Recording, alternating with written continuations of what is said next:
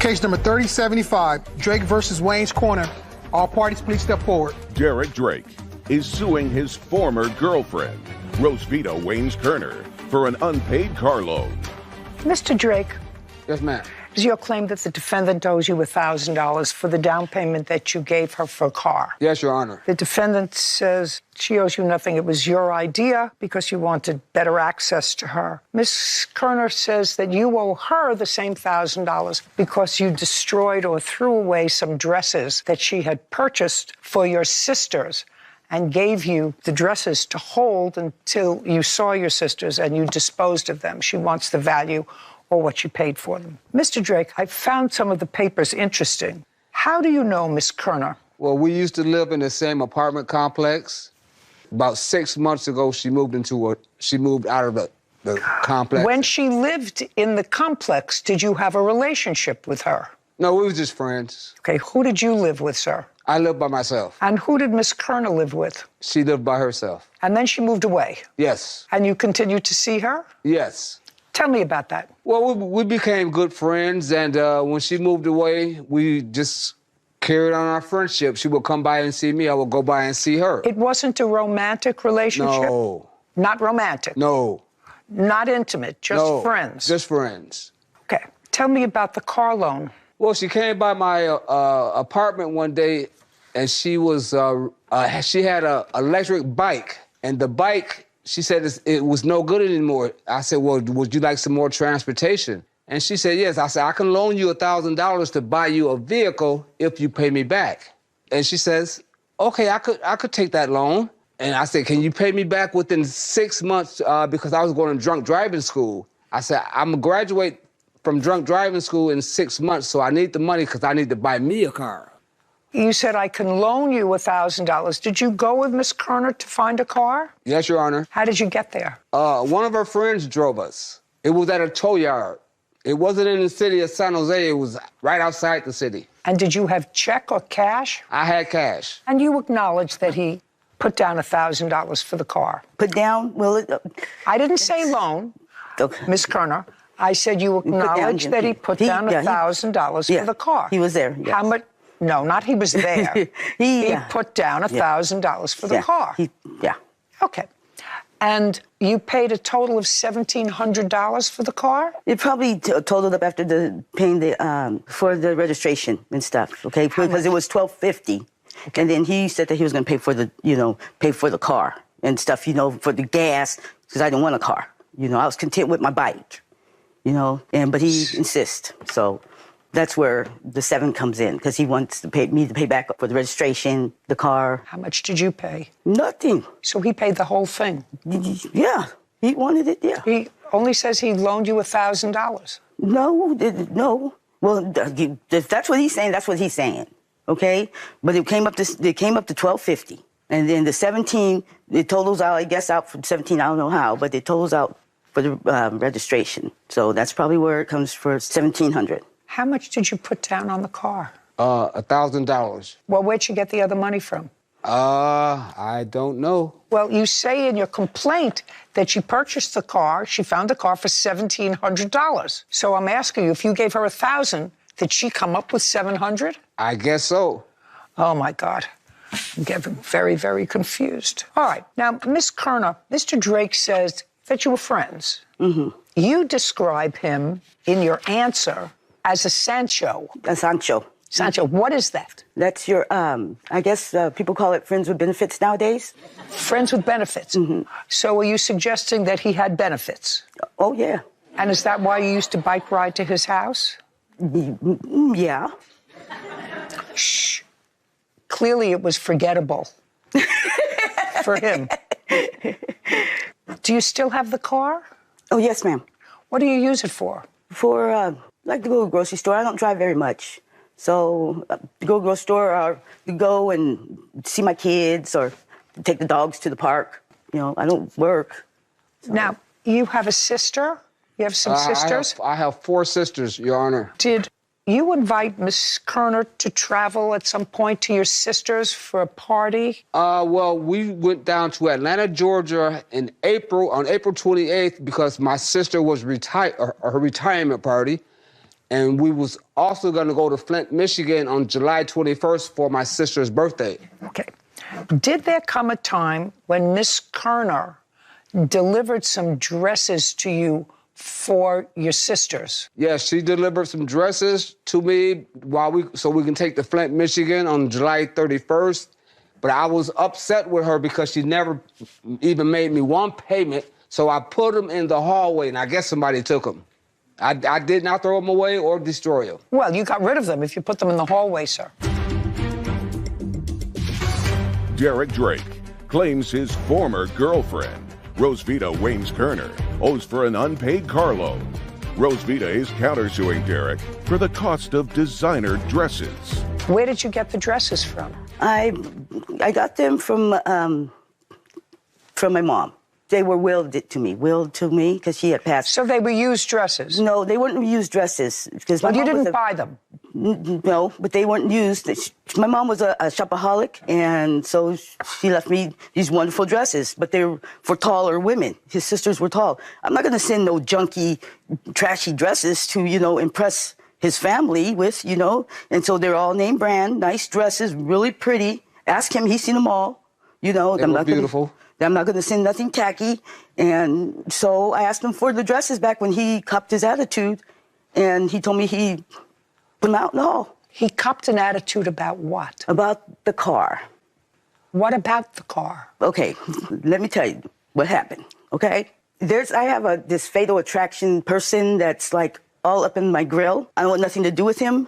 So he got a hold of his phone number, called him, told him I was driving all these men around town, and he copped the attitude about me driving, and which I was not because I don't like to drive. I'm 61 years old. Why am I gonna drive some dudes around town for? They're gonna drive me around town and take me to go eat. So he copped the attitude, and then I found out I'm getting paper in the mail about I'm being sued.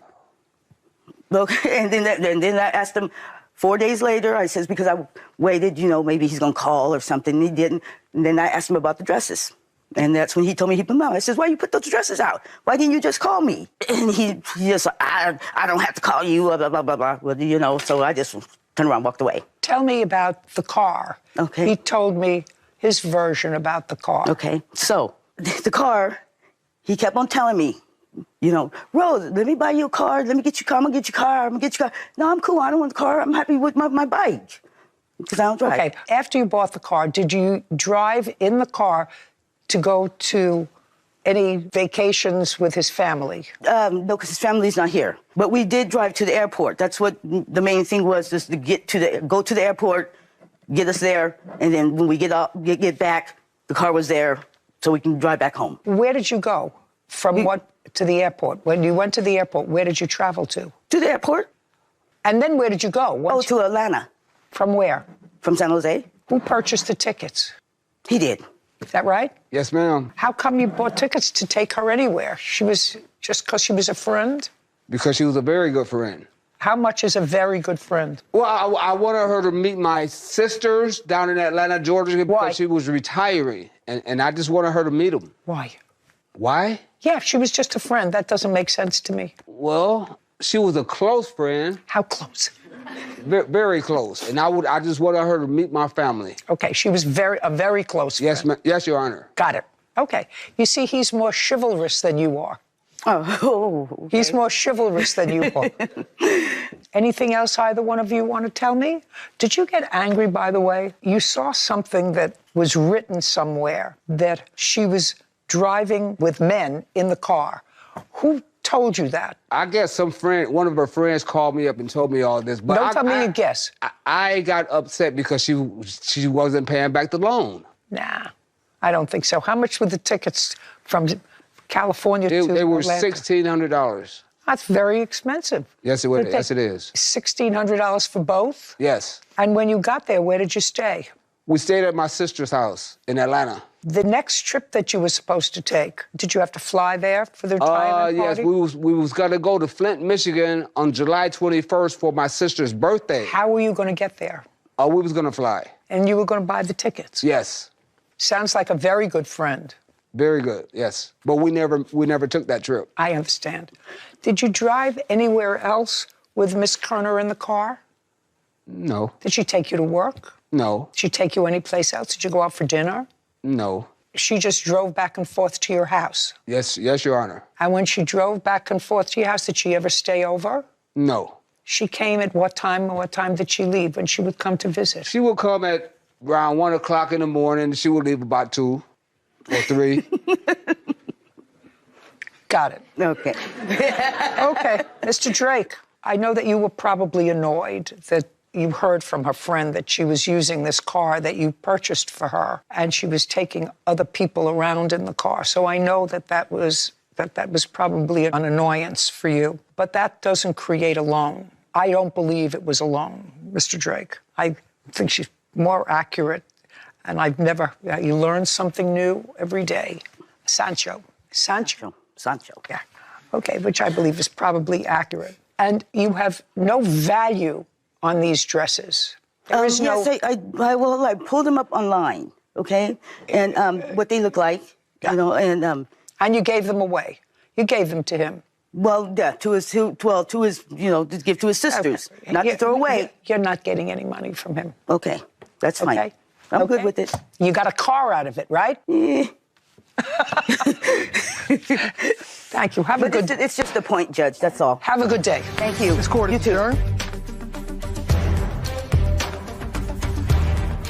I know I didn't win and she didn't win, but life goes on. You know, life is good. It's just another day. Well, it's all good with me. I mean, hell, I got a free car out of it. How she was driving other guys around in the car that I bought, that I paid for. Hell no. But I found out later on that they were just making that up. Because he had said, when I would go see him, he had said, you know, oh, you driving all kinds of men in the car? I asked her and she said no, and I found out that she was telling the truth. I'm all like, dude, why am I gonna be driving dudes around in my car? I guess you could say that I am her Sancho. No Sancho for me, no more. I'm good. You know, when you asked him what time his friend came to visit him once she upgraded from the electric bike to the car, I had my pencil ready. I was ready to write, you know, after work or maybe before if she was going to take him. You know, the normal hours, 1 to 2 in the morning. that was But, you know, you learn something new every day. I certainly did. I learned what a Sancho was. Okay, yeah. He wanted to fight me. Leave her alone. Okay, so, This is not a so. This is a period. he is currently incarcerated, Your Honor, Where? in a state correctional institution in Florida. When did he go into jail? He was arrested in September of 2022. Has he been incarcerated since? Yes, ma'am. You have 3 children with him? Yes, Your Honor. How old are you? I'm 20 years old. 20. Yes, ma'am. How old are your children? I actually have 4 in total. I have a 5-year-old who turns 6 in December. I have a 3-year-old who turns 4 in August, a 2-year-old who turns 3 in August, and a newborn, 2 weeks old, ma'am. Who do you live with? I live by myself. The only connection that you have with the plaintiff is that you have one child with her husband, Yes. who is how old? He's about to be 5 in the end of July. Now, this is your complaint. Many of these things at least start in 2022, and it is your claim that Miss Bigelow, who has one child with your husband, embarked on a course of conduct that can clearly be described as harassment, defamation, which you're going to present to me, and the allegations were serious enough, and this is back in 2022, I would assume, that you filed an application for a protective order. It was in 2021 that I had filed the protective order. What month? It was, I believe, March. Did you have a trial on that protective order? There was no trial. There was enough evidence presented. No. There was no trial. No, ma'am. Were you present when the protective order was granted? Yes, ma'am. And you consented to it? Yes. Okay. So you consented to the plaintiff having a protective order indicating that for 12 months, and hopefully for the rest of your life, you would not assault, menace, threaten, or harass her. Yes, ma'am. Correct? Yes, ma'am. And according to what I've read, that was in effect until March of 2022. Yes, ma'am. While the protective order was in effect, there was a violation of that protective order. Correct, Your Honor. What month? It was in the month of March. March 15th. Of 2022 or 2021? 2021, Your Honor. Was there a hearing on the violation of the protective order? Yes, there was, and I believe at that time, probation temporarily was given to Miss Bigelow. Is that correct, Ms. Bigelow? Yes, ma'am. Administrative probation. And all of the events that are the subject of your petition happened between 2021 and 2022. This has actually been going on far longer than that, and Have any of the acts that Ms. Bigelow were prevented from doing as a result of the protective order occurred after the protective order expired in March of 2022? Yes, ma'am, I can provide evidence. That's what I want to see. So now we have Ms. Bigelow, who is on notice. She consented to a protective order because she knew that the evidence would be clear that you were entitled to it. Otherwise, nobody consents to it. So she consented to that order, which means you either assaulted, menaced, threatened, or harassed her. I assume it was a cause of harassment. Then you violated that order and you got a period of probation.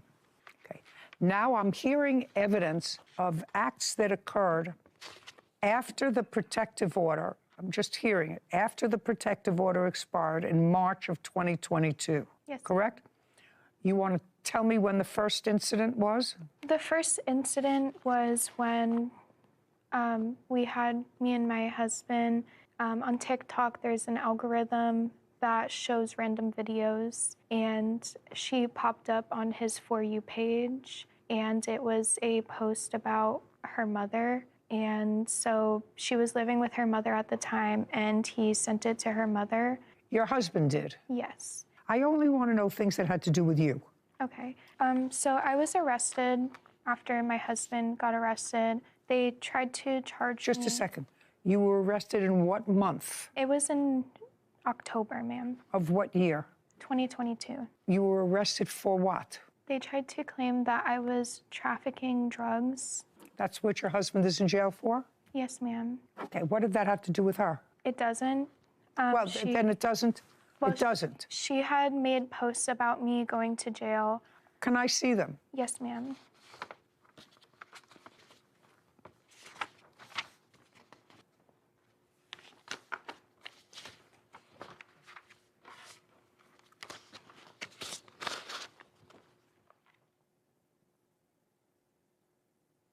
This doesn't say anything that is defamatory. I want to know what you meant is she's already lost custody of her children enough times. Mm-hmm. I'm hoping one day I might be able to gain custody of my son's 2 daughters. What is that? Okay, so Haley Chapman claimed that she had no understanding of the drugs being in the home when she was found guilty. What is my son's 2 daughters? Do you mean your boyfriend's? No, her children. She's religiously lost custody of her children. No. I understand that. I don't understand this sentence. You wrote, she has already lost custody of her children enough times. I am hoping one day I might be able to gain custody of my son's 2 daughters. Oh, sorry, not daughters, but sisters. I apologize. Oh, yeah.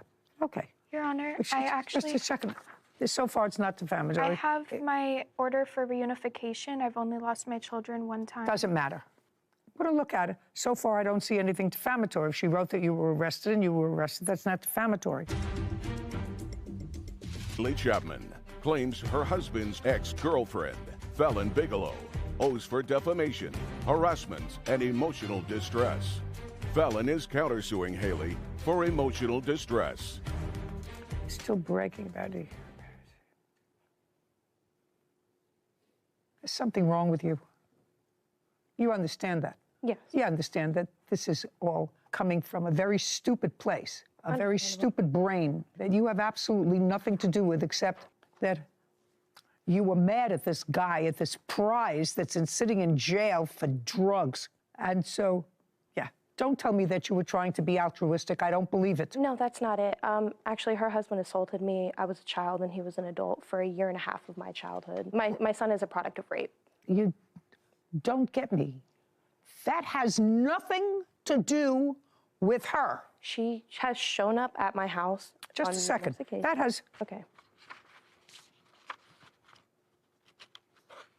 Okay, so she sent a picture of your mugshot, which is also not illegal, and said that you were arrested and charged with trafficking in fentanyl, which you were, right? Which you were. Those charges were subsequently dismissed? No, ma'am. I was granted pretrial diversion because they didn't have the evidence that they needed to actually... That's not what I asked you. You were arrested. Yes, ma'am. This is your mugshot. And you were arrested for drugs. Correct. So she didn't print anything that wasn't true. You were arrested, I'm not saying that what you did was right. I'm saying what you did was stupid, pointless, and just out of nothing but jealousy. Nothing. She certainly doesn't care about your children. Okay. So far, what you showed me, nasty, but not actionable because it's true. What's next? I have the TikTok that she posted of her claim that she was sexually assaulted by my husband, which backfired on me as well. I had to shut down. That's what she says. That has nothing to do with you. Well, an onslaught of people came and harassed me because of her post. I don't know that at all. And if they harassed you, that's their problem. But I'll take a look at what you want me to look at. But if she accused your husband of a crime of raping her, and she said it's your bad judgment to be with him, and now I assume you have 4 children with him? 3, Your Honor. 3, and 1 with somebody else? Yes, ma'am. Okay, wonderful. Sounds terrific. 20 years old. Sounds like we're going in the right direction here for a joyous life.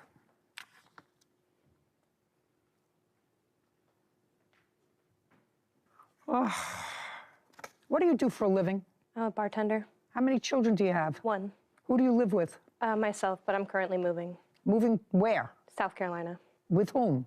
My son and I. Why? To leave Florida. Why? Why South Carolina? You just I want to go to college for underwater welding, and they don't offer that program where I live currently. Who are you going with? Just by myself.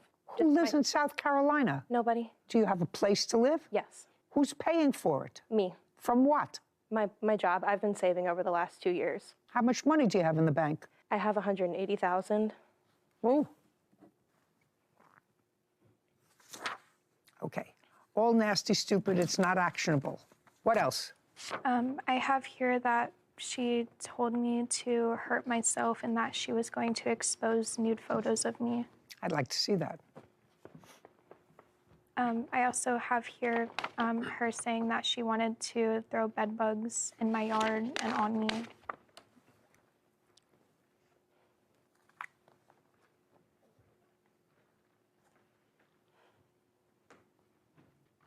This is all stupid stuff, but nasty and stupid and vicious. And I must add, illiterate. So I hope you're going to a very good school wherever you're going. First, they should teach you literacy. Understand. What's next? I did suffer chronic post-traumatic stress disorder, anxiety, and depression because of this whole situation. No, you suffer from anxiety, depression, if you do, because you were 15 years old when you had a baby, and then you had 4 more children, you're 20 years old, and your husband's in jail. That would put any normal person in a situation of depression. I do have proof, Your Honor. You don't have proof. It's from my psychiatrist. If your psychiatrist was here and you wish to waive it, I'll be more than happy to listen to your psychiatrist. It's what you told your psychiatrist. I'm telling you, I don't have to be a psychiatrist. Somebody who's 20 years old and has 4 children, all under the age of 5, and whose husband is incarcerated for the last year and a half and has 1 child in between that's not his, that's a reason to be depressed. There's a reason to be depressed. Her nagging you because she's stupid and jealous is nasty, but not anywhere as nasty as your husband getting arrested, going to jail, leaving his 3 children and his wife alone to fend for themselves. And if he was incarcerated for drugs, making them, dealing with them, and you were living together, it's kind of hard for me to imagine that you wouldn't have some suspicion of what he was doing for a living. Do you understand what I mean? That would cause me situational depression. And there is only one way to deal with your situational depression, which is to get your life in order. Currently, I am a nursing student and I have a year left. Is it a building that you go to? Yes, ma'am. I restart in September of this year. You start or you started last year? I started and then I took a break and then I go back in September. When did you take a break? From August of last year up until September, this upcoming September. And now you're going back in September? Yes. And what have you been doing in between, aside having a baby? In between then, I've just been working. I have 2 jobs. Where are your children? My children are actually with my friend at the hotel. All 4 of them? 2 of them, Your Honor. Where are the rest of them? One is staying with my mother-in-law, and my son is in summer camp. Which one is with your mother-in-law? One of my daughters that I have with my husband. And how old is the child who's in summer camp? He's 5. Is he in sleepaway summer camp? No. Well, who does he live with? He lives with me. Who's taking care of him now? Right now, his grandpa. His grandfather? Yes, ma'am. Is that your father? It is my son's dad's father. Oh, God. Haley Chapman has accused her husband's ex-girlfriend, Fallon Bigelow, of defamation and harassment. Fallon claims Haley falsely called child services, causing her emotional distress. All right, you have anything else you want to show me so far? There's a bunch of nonsense. It's not Yes, nonsense, ma'am. it's just very unfortunate. This is her saying that she wanted to fight me. I don't care about wanting to fight you. You didn't fight with her, right? No. And she didn't come to fight you, and she didn't hit you, right? All right, we're done. Let's see, money owed for emotional distress caused by leaking photos. All right. Haley Chapman posted child pornography of me via Facebook. When? September of 2018. Also, her and her husband were under investigation for extortion of child pornography, threatening that if I did not fight them, they would release the video of him sexually assaulting me while I was pregnant.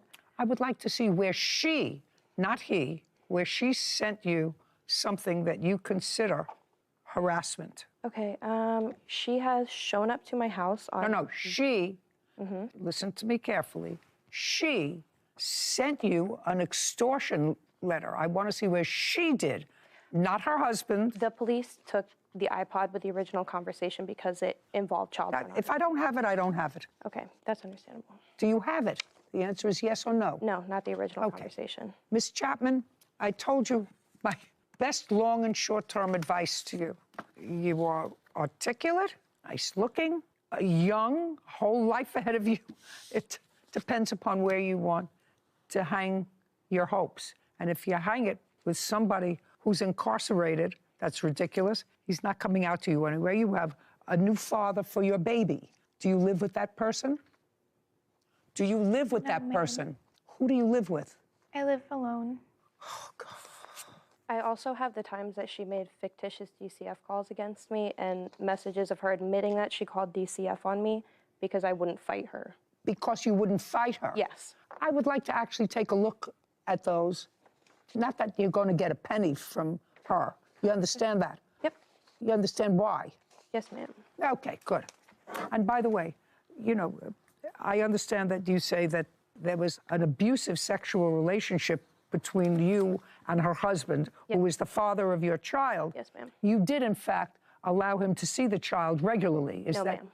No? No. You mean he's never seen his Never. son? Actually, no, incorrect. When my son was first born, he was 6 hours late. He came in, he said hello. And other than that, he was not permitted to be around the child. So he never came to your house and never saw him from the time the child was born until the time he went into jail. Is that correct? The only time that he did see my son was when she came to my house in June of 2022, when he was parked outside the house and my son had come outside. Other than that, he has not been around my child.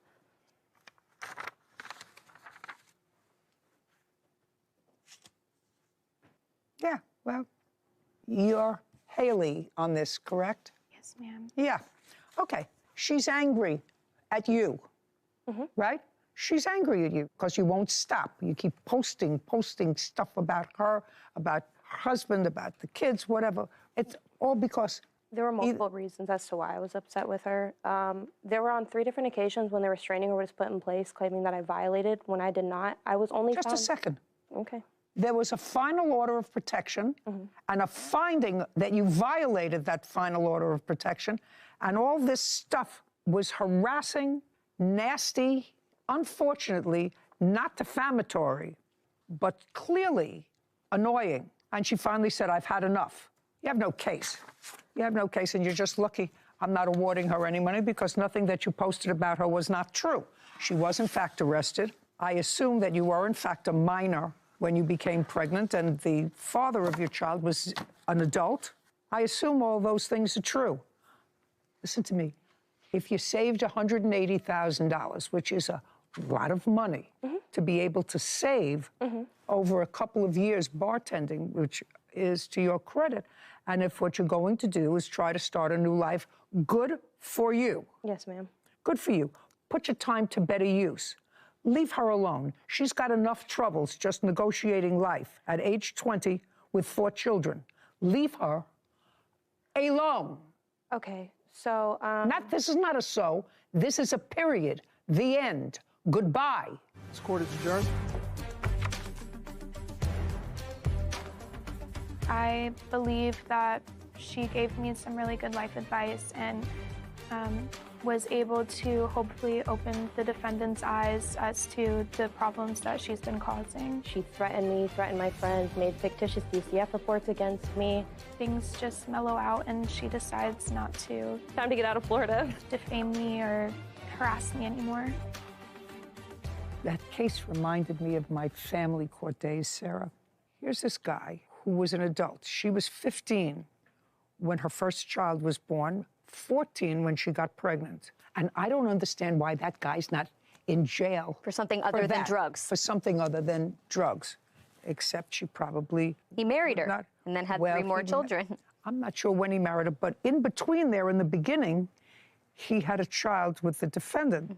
And I think that the plaintiff and defendant sort of knew each other. But there are now 5 children, all with mothers, single mothers, who are unsettled. And there's no question, one's living with a grandparent, one's staying here, one back with a friend in a hotel room. It's just so sad for these children. I don't know how to convince generations of young people that you're not supposed to have children, that you're not emotionally and financially and equipped to take care of. Just do that. And it makes every there you- step of her getting her life back on track at 20 as a child herself all the more difficult with 4 kids in tow. So not only, you know, how sad it is for the children, but she's a child herself that should be able to get her life back on track. It would be wonderful. She, you know, they both seem to be articulate people. Of course, they can't write, but maybe it's just the way they write when they write text. Twitter fingers, you know. Yeah, Twitter. But it looks illiterate to me. Maybe I'm just from the wrong generation. That's possible. But it's just sad for those 5 kids. 3042, Moore versus James. All parties, please step forward. Dorothy Moore is suing her former friend, Jasmine James, for totaling her ATV dirt bike during a ride for peace. Ms. Moore, it is basically your claim that the defendant owes you for a new ATV because she crashed one that she had borrowed from you. That is correct. What I gather is you have a group of mostly of women, all women, who ride motorcycles or ATVs together, and the nexus that keeps the group together are women who somehow have lost loved ones or friends to gun violence. That is correct, too. When did you start this group? I started this group October 21st of 2021. Why? Because I moved to Cincinnati from Pensacola, Florida. I was married 11 months before I lost my husband due to gun violence. And I had no family in Cincinnati, so I started the group. I searched for ladies in Cincinnati who had been through the same thing, and I wanted to form a sisterhood with those ladies. I had 64 young ladies to come before me, and out that 64, 10 of them were true sisters. And tell me what you did with this group of 10 women.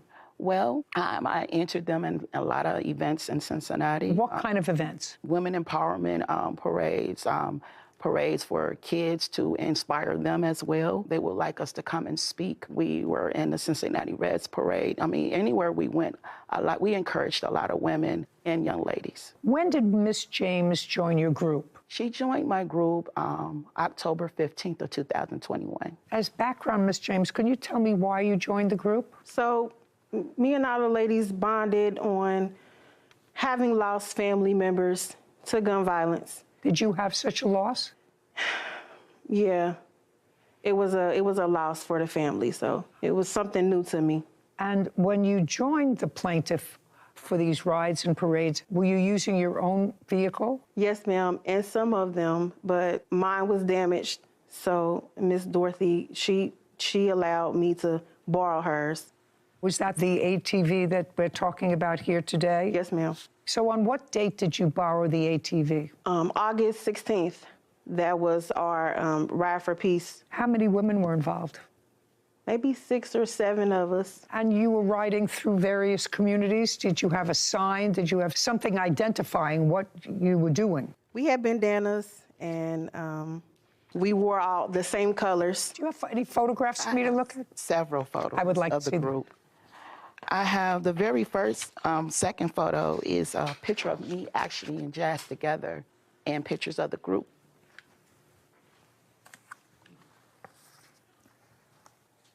I don't see anything here that talks about gun violence in these pictures, by the way. DGRYDERS, what does that mean? Dirty Girl Riders. Dirty Girl Riders. Yeah, this doesn't say anything to me about gun violence. If I saw this group of women riding around in black leather in very exposed costumes without any identifying T-shirts, Mothers Against Gun Violence, something, I would think that it was just a bunch of bikers in leather. This looks like it's some sort of a heavy metal rock concert. Were you drinking? Claims her former friend, Jasmine James, drove her ATV dirt bike while drinking and crashed it into a pole. Now, August 16th, you were riding her son's new ATV. Tell me what you observed, Miss Moore. On that day, on August the 16th, we were riding down Reading Road. If I could come up and Absolutely. We were riding down Reading Road. We were coming southbound, so we were right here in this lane. And we was riding in a signal fine line coming down this way. And we were crossing over to go here. And Miss James was like I think the 4th or 5th person. I was in front. I led the pack. Miss James, she was the 3rd person and she was coming. There's a turning lane right here to go on to Paddock. Miss James wasn't in the turning lane. She was in the lane where we were. That's not she true. She did an illegal turn and went this way and lost control of the bike and bang and hit the pole. On that day, I observed Miss James not acting like herself. She was driving on the side of me, jumping in front of me. One thing in the bike world, you don't jump on the side of a 3-wheeler. They ride signified line. Only 2 pair can ride together is 2 2-wheelers. We later found out Miss James had been drinking, so that explains why she was not acting like herself. We didn't find that out till after the accident. That's not How did you find that out, Miss Moore? When Miss James hit the pole, she hit the impact so hard that everything she had on her shattered. So it was like 6 or 7 liquor bottles fell out her shirt. Her shoe went one way and other stuff that she had. What kind of liquor bottles? Like small liquor bottles, like, you know, the party liquor bottles, you can buy them like for $1 in the store. Mm-hmm. They came out of her shirt. And did you see that? Yes. When she fell, she landed back and she paused for a moment. We all thought she was dead. We all started hollering and crying because we thought we had lost her. She didn't say anything. You know, we thought she was dead. And so we all ran up to her. And when we ran up to her, her whole leg was split open. And we could study seeing Jazz. And she was still like this. That's when my other sister walked up to me and she said, look. And we looking at the liquor bottles all over the place. And so she quickly gathered them before we called the police. Did you have insurance on the bike that you were riding? I had full coverage on my bike, and I had liability coverage on the bike that Jazz was riding. Why only liability coverage? Because that's all that they offered me on that bike. Oh, because your son was riding it? Yeah, it was. How old is your son? 19 years old. Okay, so they gave you liability but not collision. Correct. Okay, your version of the events is somewhat different from hers. And I gather from what the plaintiff is saying and from your answer that you were seriously injured that day and was hospitalized. I was. Okay. Now I'd like you can go up to the board and tell me your version of how this unfortunate accident occurred. We were coming down Reading Road. Me and Miss Dorothy were in the turning lane. Miss Dorothy actually jumped in front of me. That's not true. And took a right without a turning signal. And it startled me, and I lost control and crashed. But we were here. I was in the right lane, and Dorothy was in the left lane. Okay. It's clear that this ATV was destroyed. And when had you purchased it? I purchased the ATV on April 21st, 2022. How much? $2,279. Okay. Now, when you were hospitalized, and since you tell me that this accident was caused by her negligence, did you contact a lawyer? No, I did not. Why not? That was my sister, so I didn't expect to be sued. Were you drinking that day? No, ma'am. What were the little liquor bottles that she was talking about? I had possession of them, but I hadn't been drinking that day. What were you doing with them on the ride? They were in my purse. What for? I planned to later on, but I would have been in trouble if I had been drinking, if liquor bottles was on the scene and they flew all over the place. Well, you would have been in trouble unless someone picked them up before the police arrived, which is what they did. Okay. That's not true. All right. Anything else? I have a text message where Ms. James texted me and stated that she was going to pay me back. And I'd like to see it. And also, when they put her in the ambulance, she said, "Press, don't worry about it. I'm going to pay you back for your bike. I'm going to pay you back for your bike," before they rode off with her. It's the Can I top see them, paragraph. Judge? Just a second. Top paragraph. Well, you talk about paying her back for her bike, which you fully intend to do. I do, but I still think that maybe we should have gone and she caused the crash. Okay. 2279, judgment for the plaintiff. Thank you very much. We're done. This court is adjourned. I figured it would go that way. Justice Porville, she was up there not telling the truth, and the judge saw right through it. That's just the type of person she is. She wanted to be in front. No, I am the president. I am the front of the pack. I do remember the impact. Slow motion. I thought she was dead. We all thought she was dead. It'll be a while before I get on any wheels at all. Look twice to save a life all day long. So one thing that was in the complaint that we didn't quite get to that I was interested in was the plaintiff says in her complaint that she made it clear to all of the women in the group that if they were to use her machines, her ATVs, her bikes, that they were responsible for both keeping gas in the tank, a full tank, and the liability on the bike. So my question going over that was, how did you make that clear exactly? I think what she meant was a strict liability. You're trying to say that anything that happens when you're riding my bike, I made clear to them that that was on them, their liability. And unless she had some writing that was signed by the members of this group, I'm not sure that you can impose liability in that way. Well, it's one-sided. You're absolutely right. I think the right thing. Some sort of a writing. So that you know that there's a meeting of the minds with regard to your responsibility if you're taking on the responsibility. Especially in an organized group like this, it wouldn't seem so far-fetched to have a writing saying, I'm the president of this group, I have a few extra bikes, but before you can ride them, I just need you to sign this saying that if you damage it or return it with no gas, I'm not responsible for that. Yeah, so, like you do when you rent a car. Exactly. You can either accept it or reject it. But they can't impose it on you one-sided. Right. Understood. You're right. Bailiff Cassandra Britt is standing in for Bailiff Kevin Roscoe, and Law Clerk Alexi Mincer is sitting in for Law Clerk Sarah Rose. Isaiah Kamchan and Brandon Uloa are suing their former supplier, Manuel Garcia, for the cost of a T-shirt order. Order in the court. All rise. Have a seat, please. Case number 3072, Kamchan Ulola versus Garcia. Thank you. Who is Mr. Kamchan?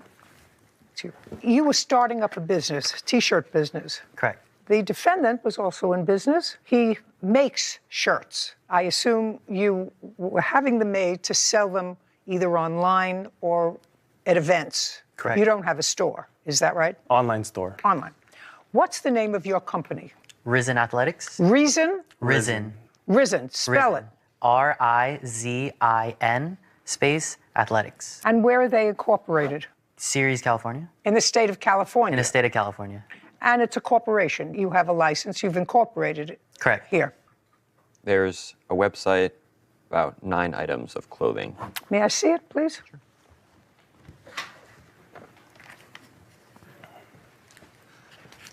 Make it go.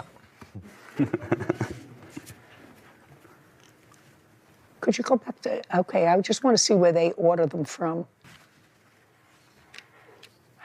Great. And what's the name of your company, sir? MFP Studios. MFP Studios. Correct. Where are you located? Los Angeles. How long have you been in business, Mr. Kamchan? About 1.5 years. Did you make any money the first year you were in business? Yes. How much? Approximately 10,000, a little over. Nice. In that first year, did you get any merchandise from Mr. Garcia? We did. So you made some money from the merchandise? Not from his clothing, actually. Not from his. What other company do you deal with? We did wholesaling through Champion, the website. Champion is a wholesaler? I thought they were a retailer. So they have a website where you can wholesale and buy a bunch of garments that they allow you to reprint on and sell. So that's what we did originally. I found an Instagram page for MFP Studios. The website is coming soon. I have the website currently closed right now. Currently closed. Yeah. You what? Yeah, our website opens and closes like periodically. So right now it's actually closed. But if you would like, I can go and open it for you guys so you guys can take a look at it. I want to know why it closes, Mr. Garcia. What does that mean? So usually the way that my company works is that we do custom manufacturing for specific brands. So it's very customized. But at times I do produce blanks on my own where I'll put on my website. Currently we don't have any, so my website is closed until we produce them and then we post them on our website. I don't know if that makes sense. Doesn't make sense. How much money did the plaintiffs send you to produce T-shirts for them? How much money for did the T-shirts? How much money did the plaintiffs send you to produce T-shirts for them? And I'd like to see the order. Okay. Can I see all the papers? Would be the invoices for the T-shirts.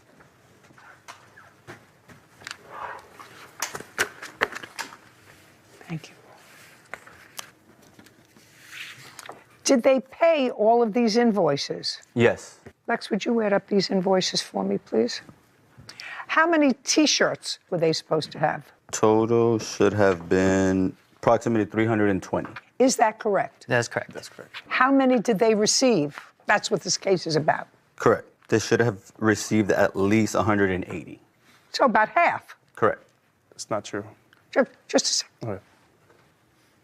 And you got paid. Correct. Well, at least for that number of shirts, they get their money back, right? Duh. For the number of T-shirts that you didn't send them, they get their money back. Well, there was a couple other things that were taking into place, so that's like kind of what? the issue. So there was a lot of changes that were being made. Hold on a second, Lexi. 7996. 7996 is the total of all those invoices. Great. All I'm saying to you, Mr. Garcia, this is the case that we hear about. They're complaining that they got some T-shirts, but they were not what they ordered. You acknowledge that they didn't get half the T-shirts at all, and you didn't make them, and your website is now offline. Well, that happens like every... I don't care. Yeah, okay. I don't care. I don't know any other company that takes their website offline. I mean, I don't understand that. I could give you a list of a couple. I don't want you to give me a list of any. I want you to tell me why they're not entitled to at least half their money back. So like I was stating, there was a bunch of other changes. So them not being happy with the garments that they received, that at the end of the day, I can't control. That is what they've ordered. I sent them pictures. I'm talking about the ones that they didn't receive, sir, not the ones that they did. Okay. They were not happy, which they will tell me about the half that they received. You acknowledge that you didn't send them half of the ones that they ordered. Correct. Well, why should they pay for those? That's what I'm asking you to answer. Yeah, and that's kind of what I'm trying to explain. So try to explain it to me so that Alexi understands it. He's much smarter than I am. So when it comes down to custom manufacturing, there's a lot of other components that come into place. There were a lot of changing designs. There was a lot of remaking of screens for us to get the design onto the T-shirt that we had to do, that took up our time, that took up our money, that we didn't charge him for. So that's kind of where everything in terms of like the money goes to, is what we're saying. It's like, okay, if you're gonna be making all these changes and then you're not happy with it, if you can see, I have pictures of me sending them a print of the t-shirt and them saying, oh, the print looks different. At the end of the day, we don't work on the designs. We don't change their designs. Whatever they send us is what we put on the t-shirt. If it doesn't come right on the t-shirt, that is not our fault. We don't make the design. That sounds like a yada, yada, yada. Claim their former supplier, Manuel Garcia, did not properly fulfill their t-shirt order and owes them a refund. Let me see if I can give you the Reader's Digest of what he was saying and tell me if that's what you understood. Would you do that for me? They ordered 320 T-shirts. For all intents and purposes, and because of our easy math, he sent them half. They paid for 320. What he's saying is because they kept making changes, they spent more time on the half that they got. So they didn't feel that they had to send them the other half. Is that what you're getting? Yes. That's a duh. Do you understand? That's a duh. You know, I'm trying to think of an analogous situation for you. I'm a dentist's daughter, and I know that sometimes in my father's business, somebody would come in and he'd look at a tooth and he'd say, you know what? It's a simple filling, you know, and I'm going to charge so much. And then he started to work. Patient said, okay, you know, that's a reasonable figure, and he started to work. And all of a sudden he found, well, there was a little something else in there that he really had to do in order to do what he said he could do for 20 bucks. Mm-hmm. And so it took him more time. You think he charged the patient for that? No, he didn't. So you at least owe them half of what they sent you. They sent you $8,000. Let's make it nice and easy because I'm an easy girl. And you didn't send them half the T-shirts. Mm-hmm. Now we're going to talk about the T-shirts that you did send them. Because are we finished with the ones that you didn't? Yep. Yep. Now we're going to go to the ones that they did send, and you have to show me why they were unsatisfactory. Pick it up. Perfect. So this is the sample that we received from him. So like the way samples work is he'll send us the clothing, we'll A-OK it. So we A-OK this. This is a large, by the way. Everything's perfect, everything's great. Okay, good. So let me show you the XL and the small. So this right here I'm holding is an XL. The difference. And you want to see another thing? Smaller. This is what I'm holding is a small.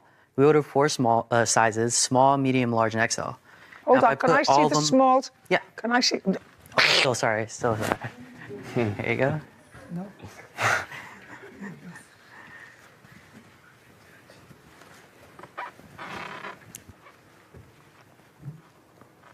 Well, this could be a small, a big small, but small. Can I see the extra small, please? Extra large. Extra large? Yeah. Yeah.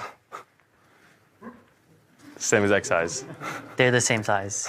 The small and the extra large, if you hold them up together, they're exactly the same size. Lexi, hold these up together, would you please? Let me see. He said they're the same size. I don't think so. Could I? One certainly looked bigger to me, but not a small and an extra large.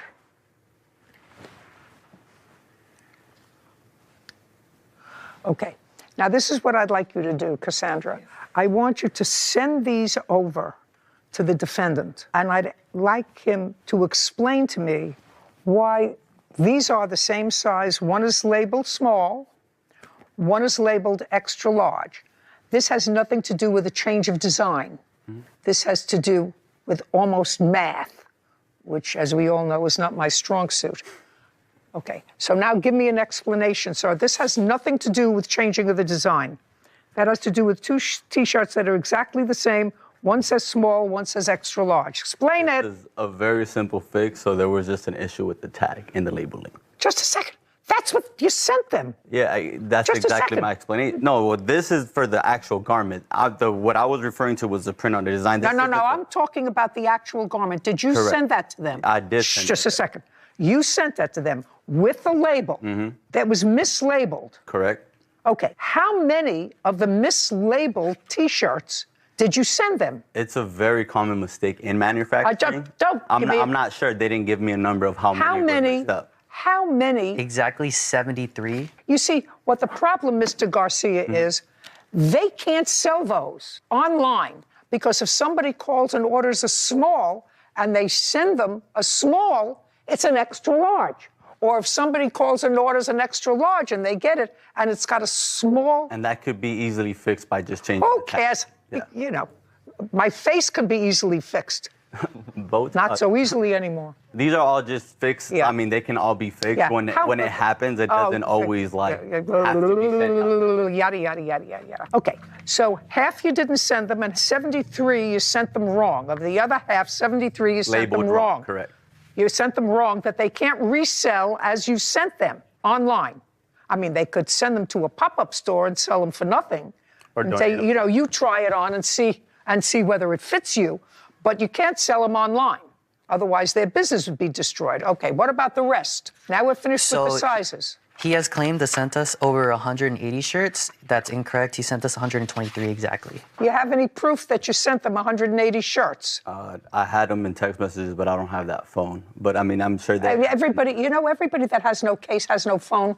I mean, I have. Mr. Garcia, everybody that has no proof, pictures, yes, I have everyone photos. then show it to me that you sent them 180 shirts. Well, I don't have all 180 in the picture. I don't know if you'll be able to count them, but. You want me to count them? You're in necessarily. business. Mr. Garcia. You want to show her? No, you're in business, sir. That's not the way you run a business. 120 they sent, and of the 120, how many were you able to sell? Out of the 120? Just a second. And out of the 120, does that include the 73 that were wrong size? Yeah. Oh, that includes. So the we're 70 left with only 50 that weren't labeled incorrectly.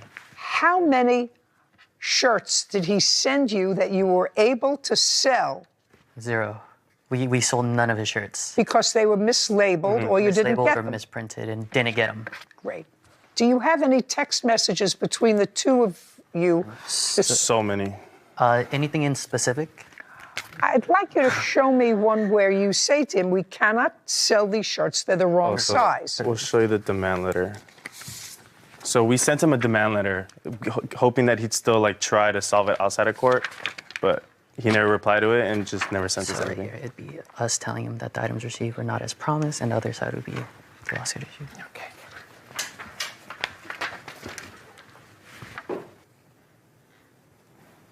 You say in this demand letter that you are requesting, first of all, he doesn't communicate with you when you send him information back and forth. So you say, sir, since you do not wish to communicate us, here's an official demand letter. Yes. You say that you paid him $15,986. Correct. Well, that's not what your lawsuit is here.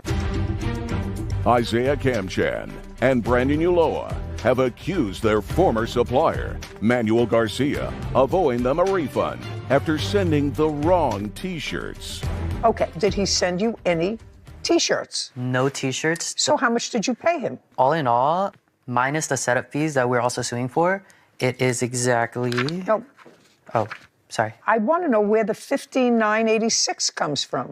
So in this order, we did order 320 pairs of shirts, but we also ordered 240 pairs of shorts that we're not suing for. Why? He fulfilled that. He fulfilled the short section. He filled the short section? Yes, fulfilled the shorts. Is that what's on your website for sale? Yes. Yes. The shorts? The shorts. The shorts. So it's just the T-shirts? Shirts. So you did fulfill the order for the shorts? Correct.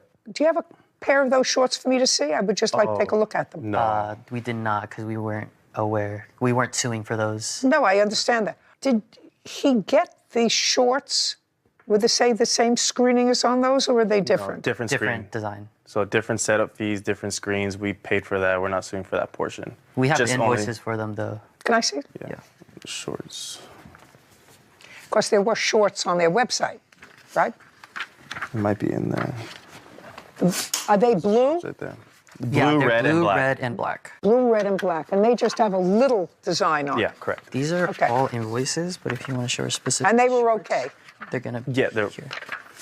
okay. Okay, well, they're on your website, so you're selling them. Yeah, so that's going to be shorts for prints, and we also... The T-shirts are not on their website, correct? There are some. Can I see? There are 2. One T-shirt. Yeah, here, that's not it. One T-shirt down. And that's not it. Okay, so those Those are not on the website. And, Got it. And one other, but that's also That's not it. That's certainly not those T-shirts, not the same screen.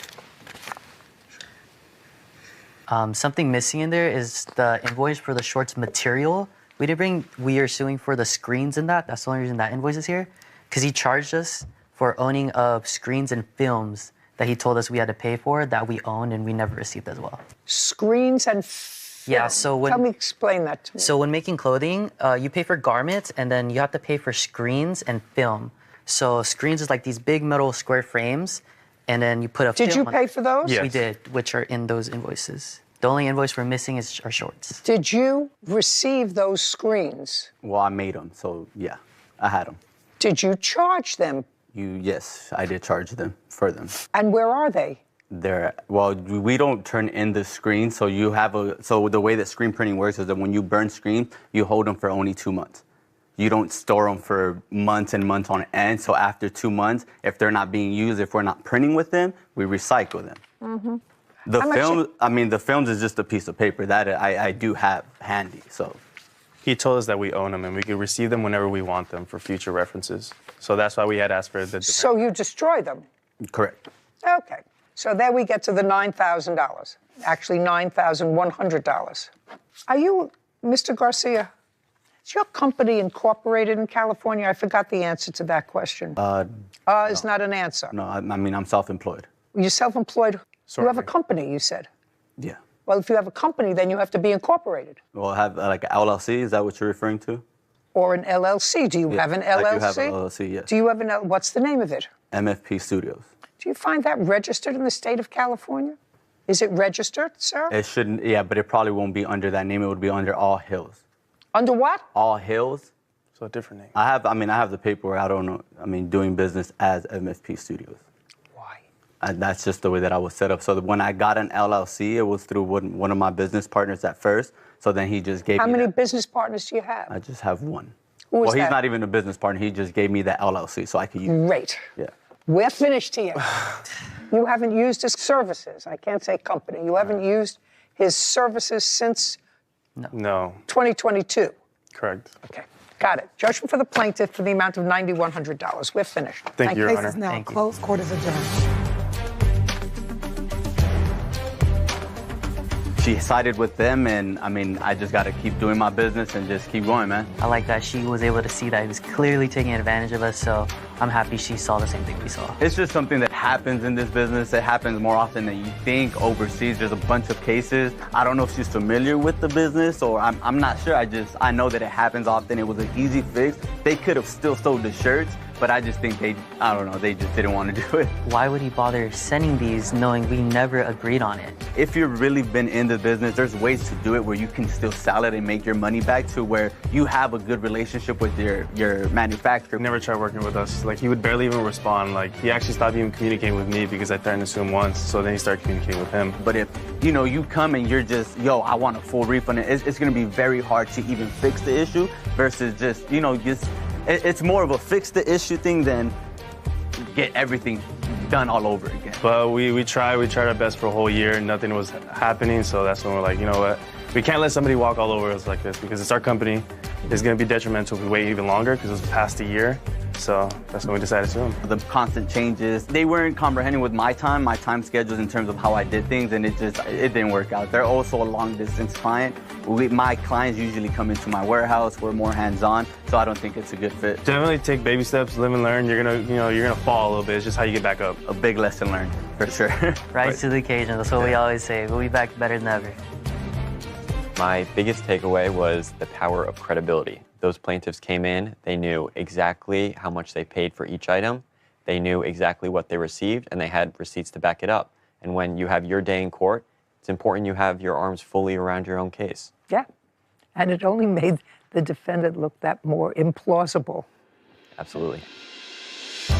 Navas Sr. is suing his son, Marvin Navas Jr., for bail and attorney fees after his son was arrested. Court come to order. All rise. Have a seat, please. Hello, Judge. Case 3087, Navas versus Navas. Thank you. You're welcome. How old are you, Mr. Navas? 25. How long have you been living at home with your mother and father? All my life. Are you still living there? Not right now at the moment, no. Where are you living? With my grandma in Van Nuys. And you left because you had a disagreement with your father. A huge argument, yes, ma'am. Some time ago, you're going to tell me the date, police stopped you in your car, correct? Correct. On what date was that? About 2 years ago, Super Bowl Sunday, on February 14th. On Valentine's Day. I believe so, ma'am. 2022. 2022, yes. And you were stopped because, according to what I read, you were smoking, but you must have been smoking something other than cigarettes. Marijuana, ma'am. Yes, sir. Okay. In what state do you live? California. Was smoking marijuana in a car? You were the driver of the car, correct? Yes, ma'am. Wow. Is that illegal in the state of California? I believe so. I would say so, just like you can't have a bottle of vodka and drinking it while you're driving. And when the police stopped you for committing a crime, which endangered a lot of people because, you know, when you're not totally together, you're not supposed to be driving a car, they found 2 handguns. Correct. Who else was in the car? It's not funny. I happen to not think it's funny. I know that you think it's funny, but it's not funny. I mean, I got off scot-free, so I'm not facing 10 years. How many other people were in the car? I believe 4 other people had a full car. You know how many other people were in the car. You were driving. I just said 4, ma'am. 4 others. Yeah, full car. And where were the guns found, sir? I don't know. I was not the police, so. No, but you were in the car. Don't be a wise guy with me, because I eat people like you for breakfast. I don't think you're either cute or accomplished. You're neither cute or accomplished. I know I'm At cute. age 25, I know you don't I'm live cute. on your own. You either live with your mother or your father. Then when they throw you out, you go and live with your grandmother. I neither think that you're cute or accomplished. Maybe young girls do. I'm an old lady. I fail to see your attractiveness, and I fail to see how any of this is funny. You ever see my smile, man? It's pretty attractive. It depends. Let me ask around. You find that attractive? No. Whitney, you're younger than I am, a little bit older than Sarah. You find that attractive? They want to keep their job. It's not only not attractive, but when your grandmother watches that, she's going to think you're a fool, along with a lot of other people. And it's going to be my joy, my absolute joy, to fill in the blanks. So you don't know where the 2 other guns were found, and everything got thrown out. So now you have no adult criminal record. Correct. Did you have a juvenile criminal record? Answer the question. Did you have a juvie record? Of course you did. You know everything. Wise guys like you always have a juvie record.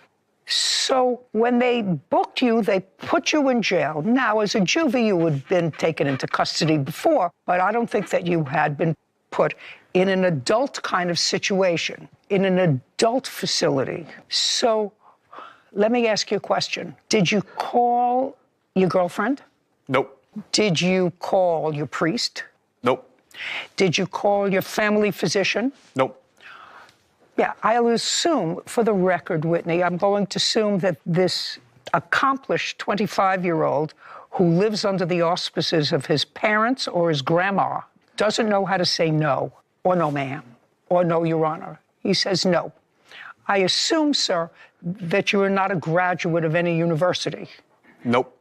No. See. So you didn't call any of those people. Who? They gave you a phone call. Who did you call? I called my dad, tell him to get me out. Just a second. You called your dad. I'm 24 years old, and I live with you. I was smoking in the car, and they called me over, and they had 2 guns, and I'm in jail now. Yeah. What did you call your father for? To get me out. Why? It's his job to protect me, right? You have kids? What? Ma'am? You have kids, ma'am? 5 and 13 grandchildren, 1 great-grandchild. And I want to tell you something. This is one of them. And the last person they would call, any of them, if they got pulled over smoking a joint and there were guns found, the very last person that they would call is me. That's the very last person they would call. And they actually consider me a pretty good mother and grandmother. but they know you're going to act like a fool, call somebody else. So you called your daddy. You called your daddy. No, you called your daddy. My father. You called your daddy and you said, come and get me out. And he did. And he got you out. He paid a bail bondsman, which is what this case is about. You think this was going to be easy? Not easy. You don't mind my doing that to him, do you? No, ma'am. Great. Are you his mother? Yes, ma'am. Is he your only son? He's my only son. He's your only son. I could tell. I could tell. It's nothing against you, but you can always tell when a little boy has been pampered by his mother and thinks that he's the cat's meow, even though he's unaccomplished. And he got you out, and he got you a lawyer. And that's what this case is about, Mr. Navas. Yes, ma'am. This is about the bail and the money that you spent on a lawyer. That he spent. Don't speak. That he If you speak, unless I speak to you, sir, I'm going to throw you out. Do you understand? Sorry. Or I'm going to tell Kevin to put you in your seat. Sorry, ma'am. Very good. So when I speak to you, like I did before, you can answer me. Now I'm speaking to your daddy. You got a tax return. Navas Sr. claims his son, Marvin Navas Jr., owes for the cost of bail and attorney fees after his son was arrested for illegal firearms. Okay, so you are suing him for the $2,800 or whatever it was for the bail bondsman, and you also paid an attorney $14,000. Yes, ma'am. Now, when you paid this money to the lawyer and to the bail bondsman, what kind of work was your son doing? Before that, he was working for a security company. Okay. As a what? In the warehouse. So he was working at a minimum wage kind of job. Yes, ma'am. And so you knew that he didn't have $14,000 or $16,000. You knew that he didn't have that. And he's living with you instead of living on his own because he's not even earning enough money to have his own apartment or to pay for his own gas, electric, utilities, water, heat, air conditioning. So he's living in his room, in his old room. Yes, ma'am. Ultimately, the case was dismissed. It's not completely dismissed, ma'am. The statute of limitation hasn't expired. So is the case still pending? Yes, because I have this email that... Can I see what he's got? Yes, ma'am.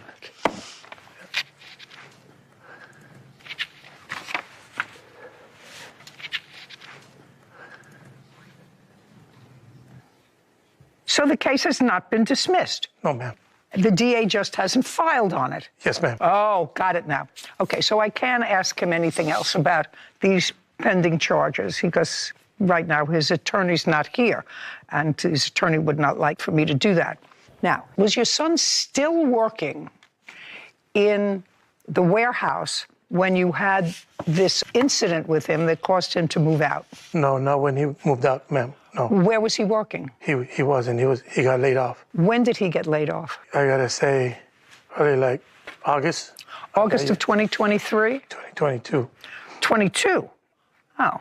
That's 23, actually. 23, actually. Well, but this is interesting, sir. That's right. Because you say in your complaint that the charges were fully dropped against him in March of 2023, but that's not so. That's what I assume, ma'am. Well, no, but it wasn't, not according to this letter. No, the reason I got that email from the lawyer, ma'am, is because I reached out to her to ask her about the bail bond exoneration letter, because my name was on the bail bond, and then that's when she sent that email stating that. Okay, so now I want you to tell me, sir, you see, the boy says that he never had an agreement with you. Never did. To pay. He never had an agreement with you to pay you back. And that what you did because he's your son and you're his father. And the reason that you threw him out of the house was that you came home from work one day. What kind of work do you do? I'm in sales, ma'am. That you came home from work one day, he was not working, and he was, according to you, according to your papers, he was lying on the couch and smoking marijuana. Well, that's what you say here. Yeah, what happened, ma'am, is it was on a weekend. I was drinking a beer and he went out, he left, came back, and he smelled like marijuana in front of me. And I said, then that's when I asked him, I go, if you got money to buy marijuana, how come you're not making me whole on this? You made some payments on this, because when he filed his income taxes on the years before, we will keep his returns to put towards what he owned. Just a second. Is what you're telling me that you had an agreement with him for when he got a refund on his taxes that he would give you that money? He was making payments before. He was making payments? Yes, ma'am. How much did he make in payments? He made a total of about $2,500. Can I see the document that you're looking at? Yes.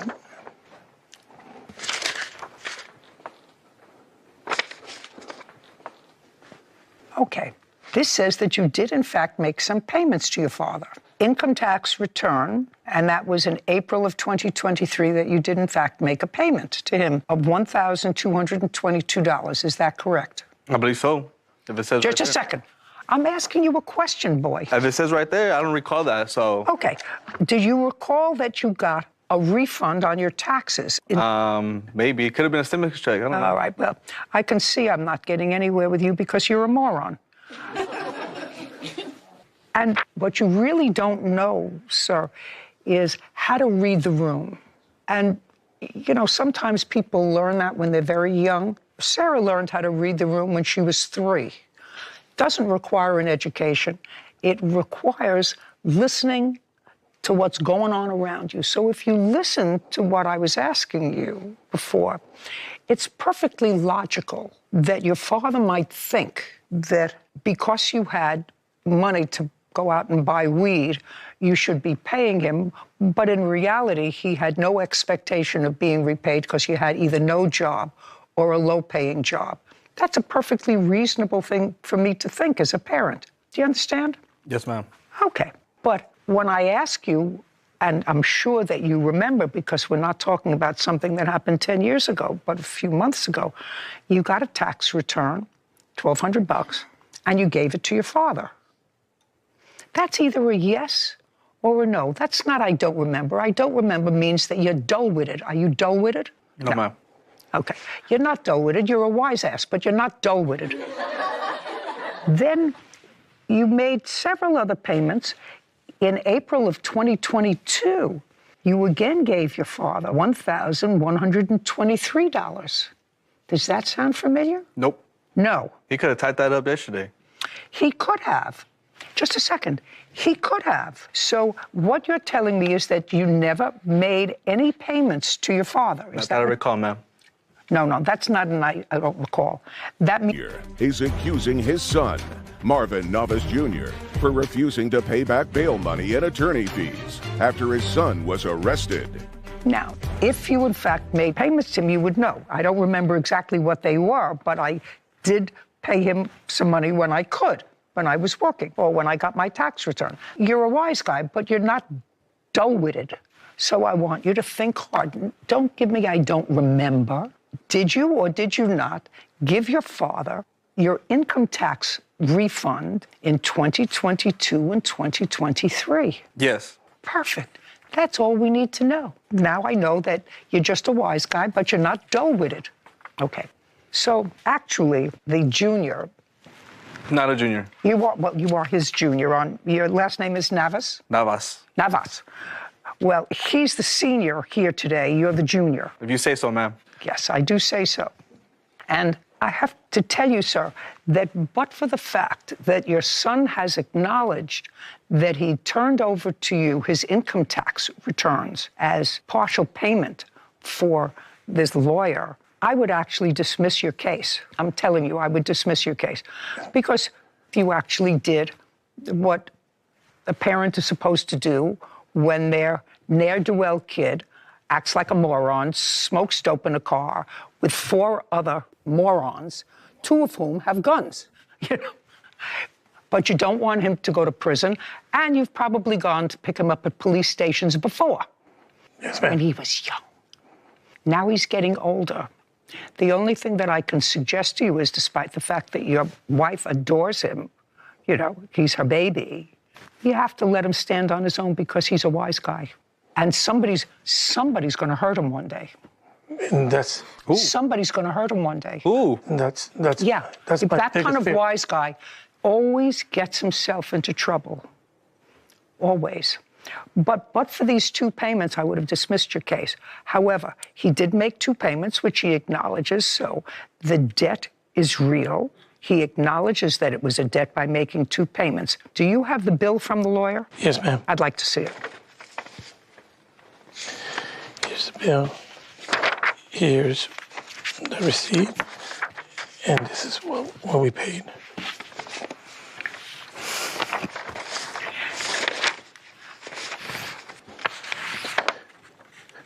May I see the bill for the bail bondsman? Yes, ma'am. Here's the bill, and then this is the email that will correspond with the stuff for the lawyer. I got you an email that. Okay.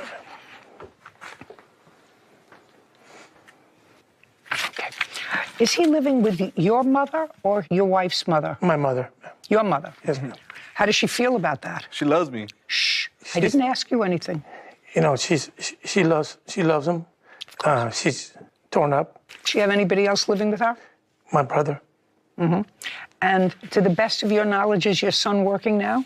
No, I don't know. I haven't spoken to him since May. This is the first time I've seen him. Are you currently employed? I'm looking for work. No, I'm not employed right now. I'm looking for work. Okay. Well, in case you find work, I'm entering a judgment on behalf of your father for $10,000, which is the court's legal limit. He paid the lawyer a minimum of $10,000, and he paid the bail bondsman. I would hope that your legal case ends well for you, sir. Appreciate it, ma'am. I do hope it ends well. And it seems to me that you have certain innate intelligence. If you waste it, it's your life that you're wasting, nobody else's. We're done here. Thank you. This court is adjourned.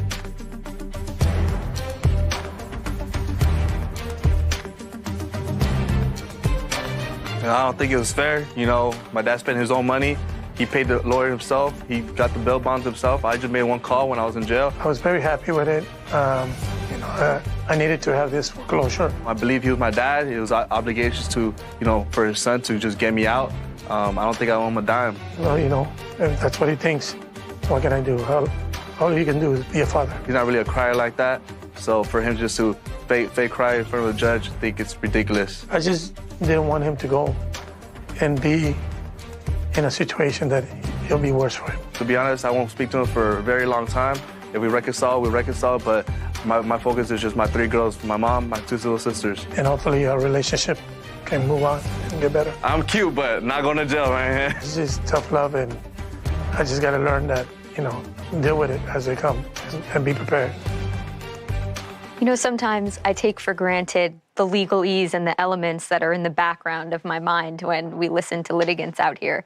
Because I know for you and for me, as soon as we heard that he made just 1 payment, that's acknowledgement of the debt. And therefore, he knew it wasn't just his dad being the best dad in the world, getting him out of jail, but a loan and an acknowledgement of a debt if he paid 1 payment. He didn't know that. He thought that it was going to be great for him that he paid.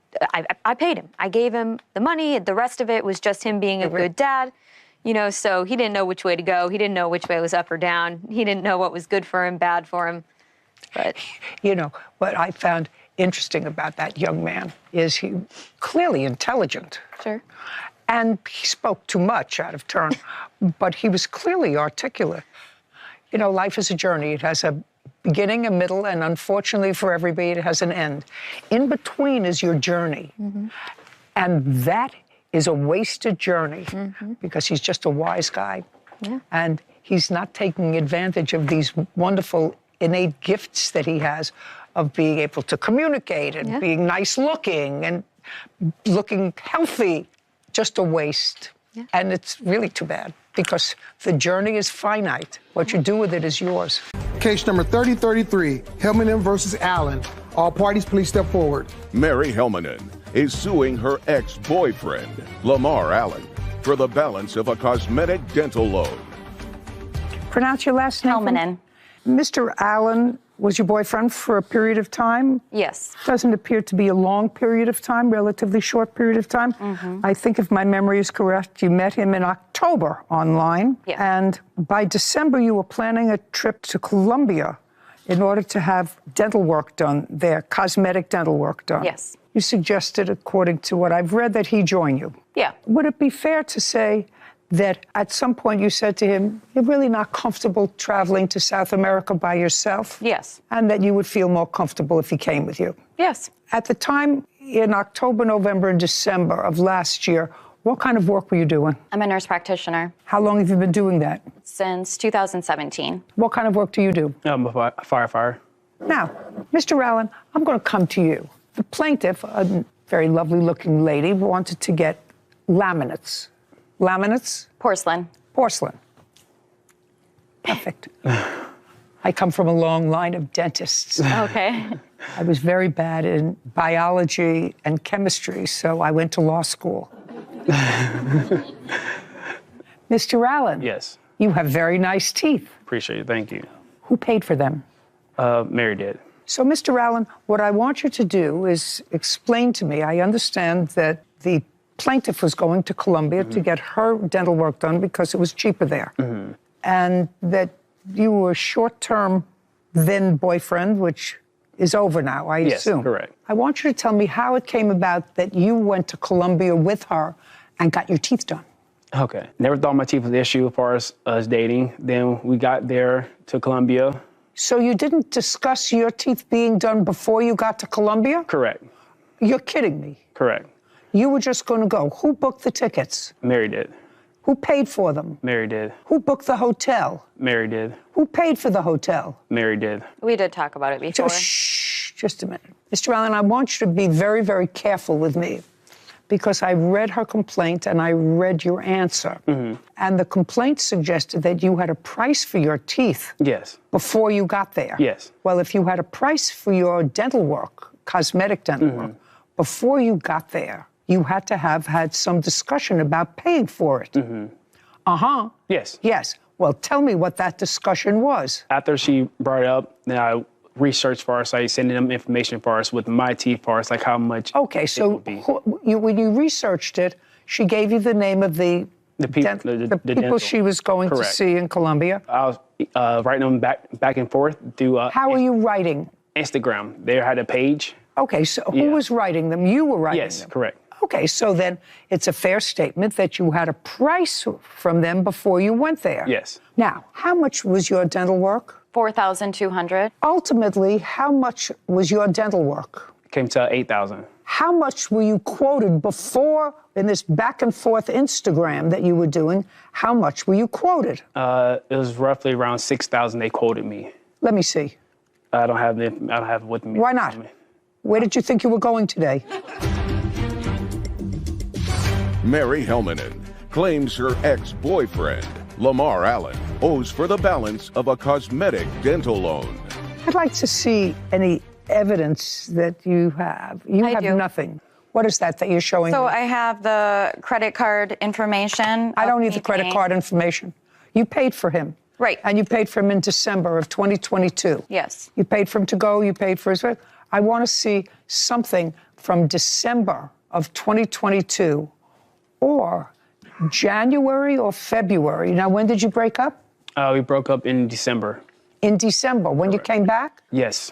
Okay, something either in December, January, or February where you ask him for the money that you claim that he owes you. Show me. Okay. Text message. I have a lot of that. Good. I'd like to see him. Okay. Thank you.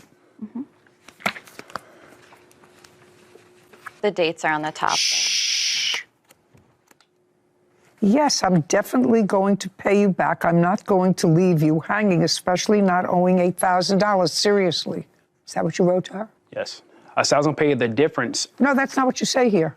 I know, but I said that just to get off my back for our site. She says, take out a personal loan. You say, I'm definitely not going to do that. Correct. I'll start paying you off. Correct. Or I'll start paying the credit card off. She said, I paid the credit card off. Yes, I'm definitely going to pay you back. I'm not going to leave you with $8,000. Well, then start. I'm not playing your games. I did you a favor. What's a Meeks? Oh, it's my dog. So your dog got lost. Yeah. And that was your priority in February. Yeah, of course. My dog was. And 20 weeks from November, that's when you told me, so hopefully it'll be April. And April 19th, so that's when you told her you would be able to pay her back. Yeah, because I always gave him the date. I don't care. Well, there's no question based on this, sir, that you agreed to pay her back $8,000, which is what your dental bill was. At first, I didn't want to get him done when I got there. What? I said I did not want to get him done when I got there. After they said the price was different, I told her no. I said I'm not going to do it. Like I'm not going to make you pay that much. So I told her no. Not in these emails. You got the teeth, she got the bill. I told her not to do it when it happened. You had to go like this. Look at me. You had to go like this.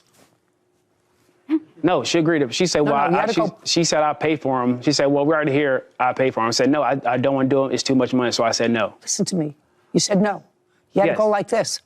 But she said I'd do it. She's like, oh, well, I'll pay for it. Don't worry about it. Just pay me whenever you get your money. So I grew up paying the difference, which is $3,000. Like I'm not going to pay her the whole eight grand. She may have found you adorable. Other people may find you adorable. Me, not so much, maybe because I'm old. You told her you were going to give her back the $8,000 that it costs to do your teeth. You told her that in February. You said, I'm going to give it back to you. I'm just waiting for my refund check from the IRS. Then it was your dog that got lost. Did you ever find your dog? Yes, I did. Oh, that's good. I'm happy for you. Appreciate it. And I'm happy for you that you have nice new teeth and that you have a nice smile. You owe her $8,000. Did you have a nice trip to Colombia? She flew you there. She put you up in a hotel. I don't know who paid for the meals. I paid for the meals. I paid for everything prior to that, and after that, like, I was paying it back, because we're together. We're a couple. Yes, then you were a couple. Now you're not a couple anymore. Someone else is going to look at those pearlies and say, I love you. Do you understand? You have to pay for that. You know, you have to pay for that. You're a responsible man. You have a responsible job. Take care of yourself. That's what you're supposed to do. No. If you let a woman take care of you, no woman take care of if you let a woman take care of you, you're not taking care of yourself. You're a big, strong guy. And you told her you were going to pay her. That's what you did. So you got to pay her, Mr. Allen. You have to stop being a big baby. You have to pay her. Judgment for the plaintiff in the amount of $8,000. We're done. Thank you. This court is adjourned.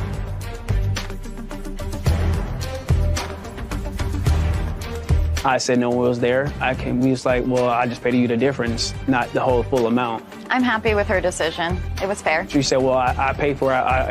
It'll be a gift for you. So I'm like, okay, well, then I'll do it. I would have never given him $8,000 for free. I guess everything changes when you break up. I was really patient with him in paying me back, and I've never seen a cent. Don't trust women. He's got his teeth forever, you know? I got a great smile, so I guess it's okay. I'm not going to buy anyone teeth.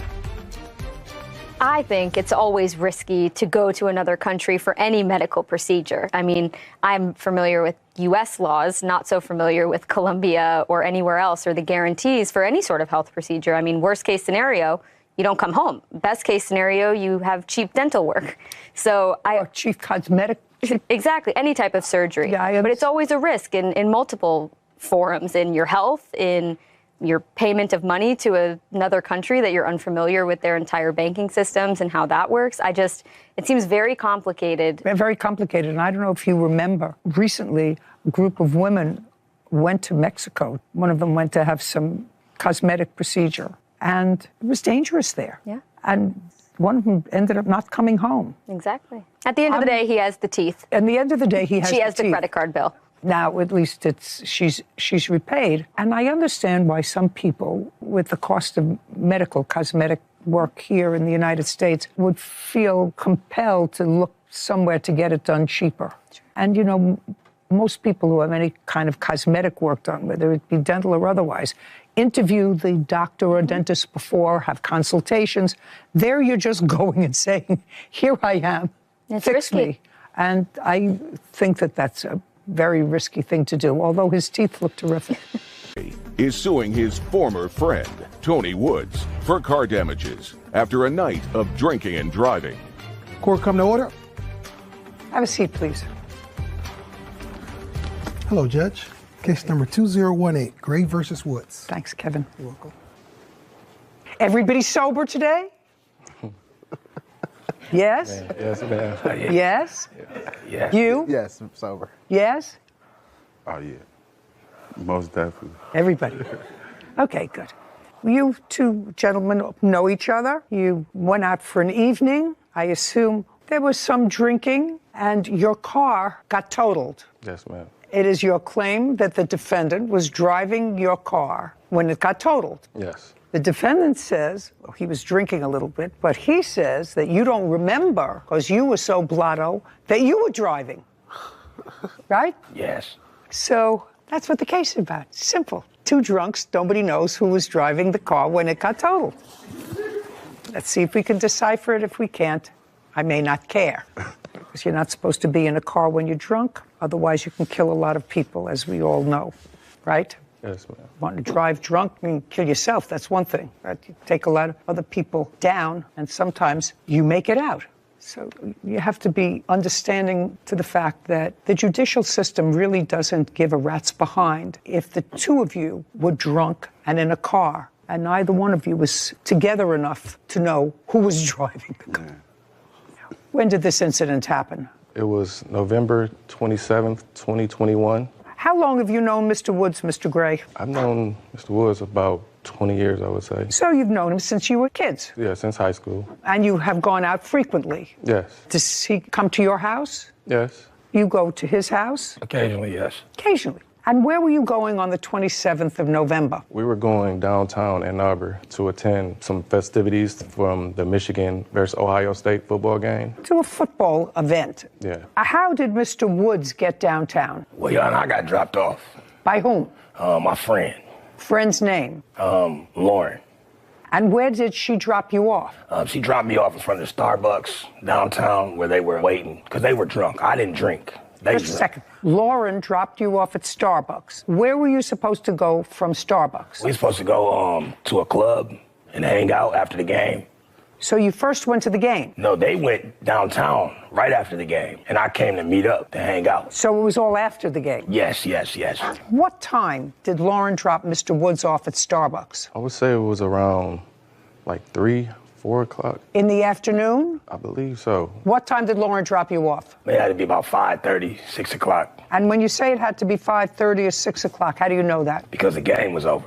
I don't know. I don't watch football, so I don't know when it starts and when it finished. Do you remember what time the game finished? No, I don't remember exactly. Okay, so let's say Lauren dropped you off at 5:30. How did you set the time for Mr. Woods to meet you so that he could join your party? The game is over different times. Did you text him? Did he call you? So on the way, we had left from my barbershop, me and my witness here, Mo Chop. So you weren't at the game, you were in a barbershop? Yeah, we were at the barbershop at first. We watched the game. Oh, you watched, so you didn't go to the game? We didn't attend the actual game, no. Okay. We watched the game at the How many people, you, Mohammed, and who else watched the game at the barbershop? I mean, the barbershop was full of, we were still working at the time. We had left work after the game was over to go downtown to... Were you watching the game or were you working? I was doing both. I would have hated to be your last haircut. No, actually, it wasn't a lot of people there because that was the biggest game of Michigan's season, the last game, Ohio State. It's a big rivalry, so nobody was at our barbershop. So really. It was just party? It was... It was just party. You know, I'm old, Yeah. so, you know... It was just party. You said, Mohammed? It was a party. It was just party. Okay. So you left the barbershop, but how did you find out to meet them at the Starbucks? We have been communicating through text. So you knew what time they were leaving the barbershop, and then you got dropped off. Now, what were you doing with Lauren? I was waiting to get to them.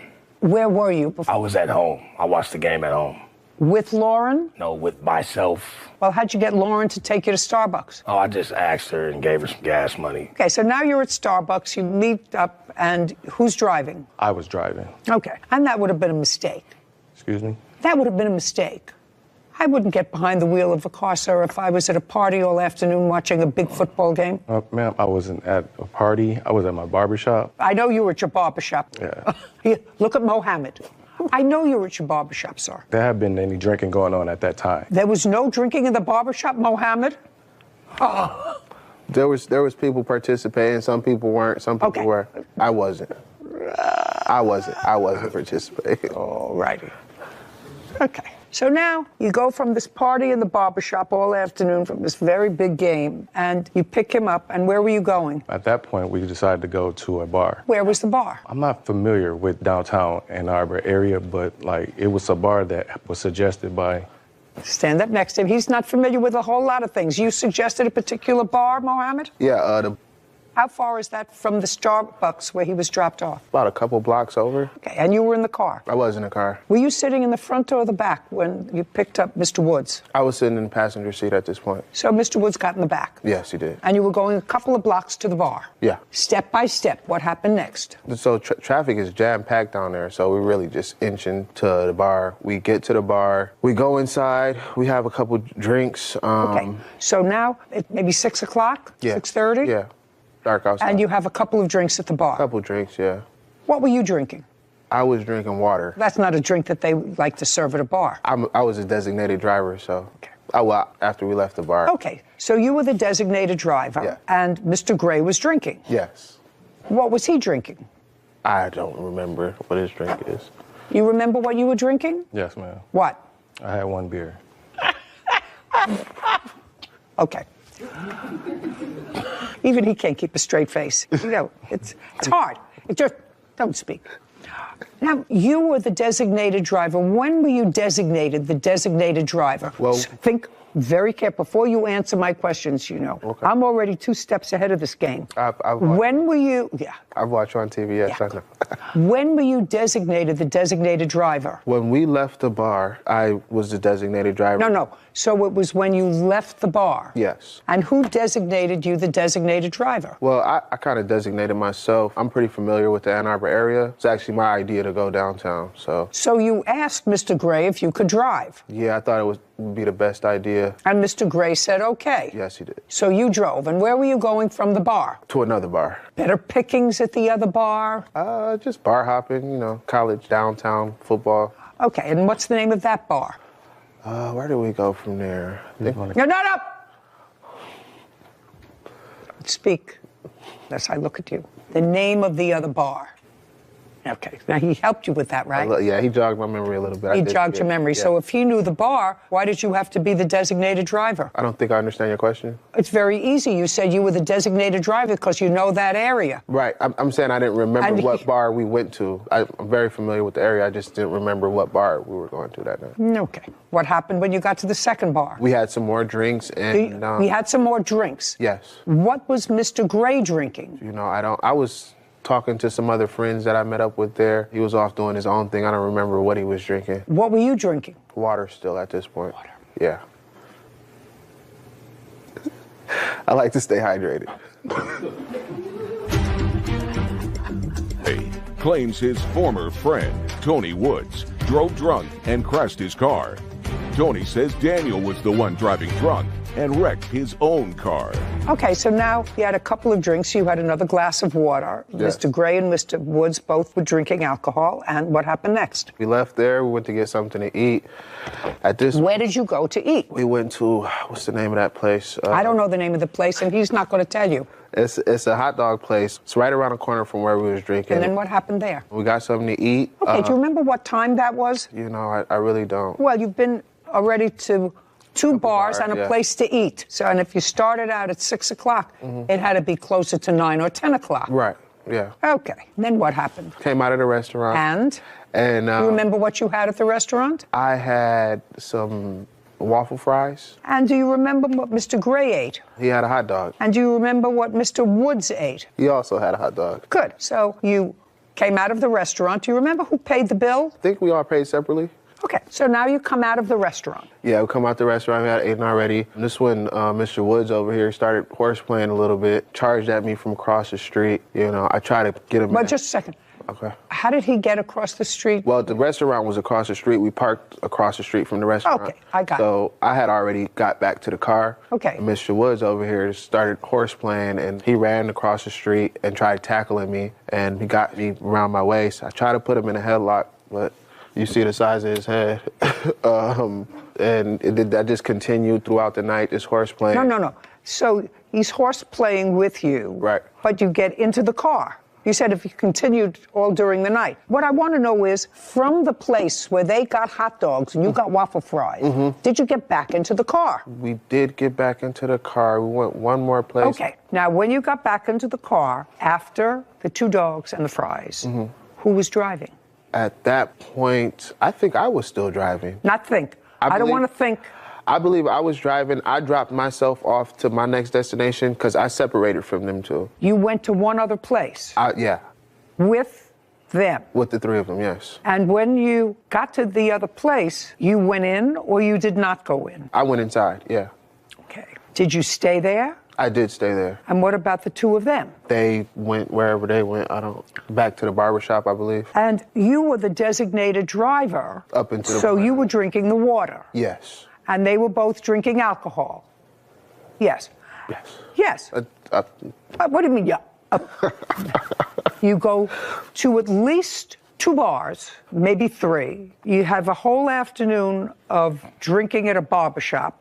Not you, you were drinking water. Water, yeah. I don't know what. Then you get dropped off. You was the designated driver. Now they're nowhere near home. So you knew one of them was going to be driving. Right. And as far as your testimony is concerned, you were left in the last place that you visited. They went out to go someplace else or go back to the barbershop. Right. Did you see them again that evening? Is not an answer. I mean, we're coming to court today. You know, it's not a photo shoot. You came here for testimony. I don't believe I seen them that night again. No, I'm just talking about that night. That's what we're talking about, that night. This is the night of the accident, the 27th of November, 2021. I didn't see them again. You're in a club. You don't know what happened. Now, when they dropped you off, did you go outside with them or did you just stay in the club? I stayed inside. So you don't know anything else? What happened after that? Now you can sit. Thank you. Okay, now your witness, the designated water drinking driver, has dropped himself off and the 2 of you go outside. What happened? After he gets dropped off, we are parked at a bar and... Just a second. He stays there. You get into the car because you're going to another bar. No, not at this point. Where were you going? I was getting ready to go to my barbershop. He's not with you. Who was driving? I was driving at that. Okay. And you were driving to take yourself back, according to you, to the barbershop. Yes. And then what happened? Okay, so we get to the barbershop and I leave the car running. He's in the car with me. Just a sec. Got to the barbershop and you left the car running for what reason? Because it was cold outside. It was snow. It was it's November. Well, what were you going to the barbershop for? I went to the barbershop because I needed to use the restroom. And the barbershop is close by to this last bar you were at? Yes. How close? Maybe like 2 miles. Okay, so you went to the barbershop. You left the car running and? So I go in to use the restroom and I leave the car running and Mr. Woods was sitting in the car still. So as I'm in the restroom, he comes in and started knocking on the door and says that he had lost his phone when he had got out the car where we were parked at. Where? The last bar that we were at. I didn't actually go into the last bar. We was parked there. We were about to go in to meet up with him. What do you mean to meet up with him? He was with you. As he said, he met up with another friend.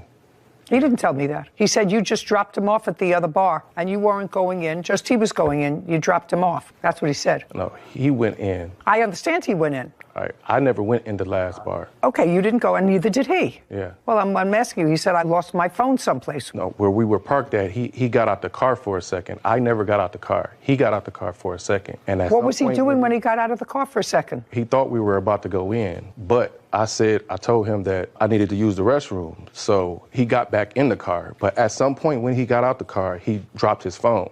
So I told him I needed to use the restroom. So I go to my shop to use the restroom. I park the car. Got it. I get out. I leave the car running. I go in, use the restroom. He comes in, knocks on the door, telling me that, hey, yo, I lost my phone. Can I drive the car? Let me go pick it up real quick. And I tell him no.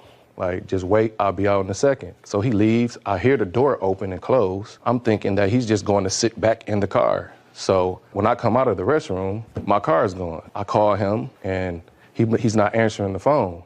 So I keep calling. And then the next, 10 minutes later, he answers the phone. So I knew he went to go get his phone. He found his phone. Yes, and I'm furious at this point because he just left me in my At the barber shop. Yeah, in my car. So I tell him, bring my car back right now. He said, I'm on my way. I'll be there in a minute. About 15 minutes later, he called me and say, yo, man, you gonna kill me, man.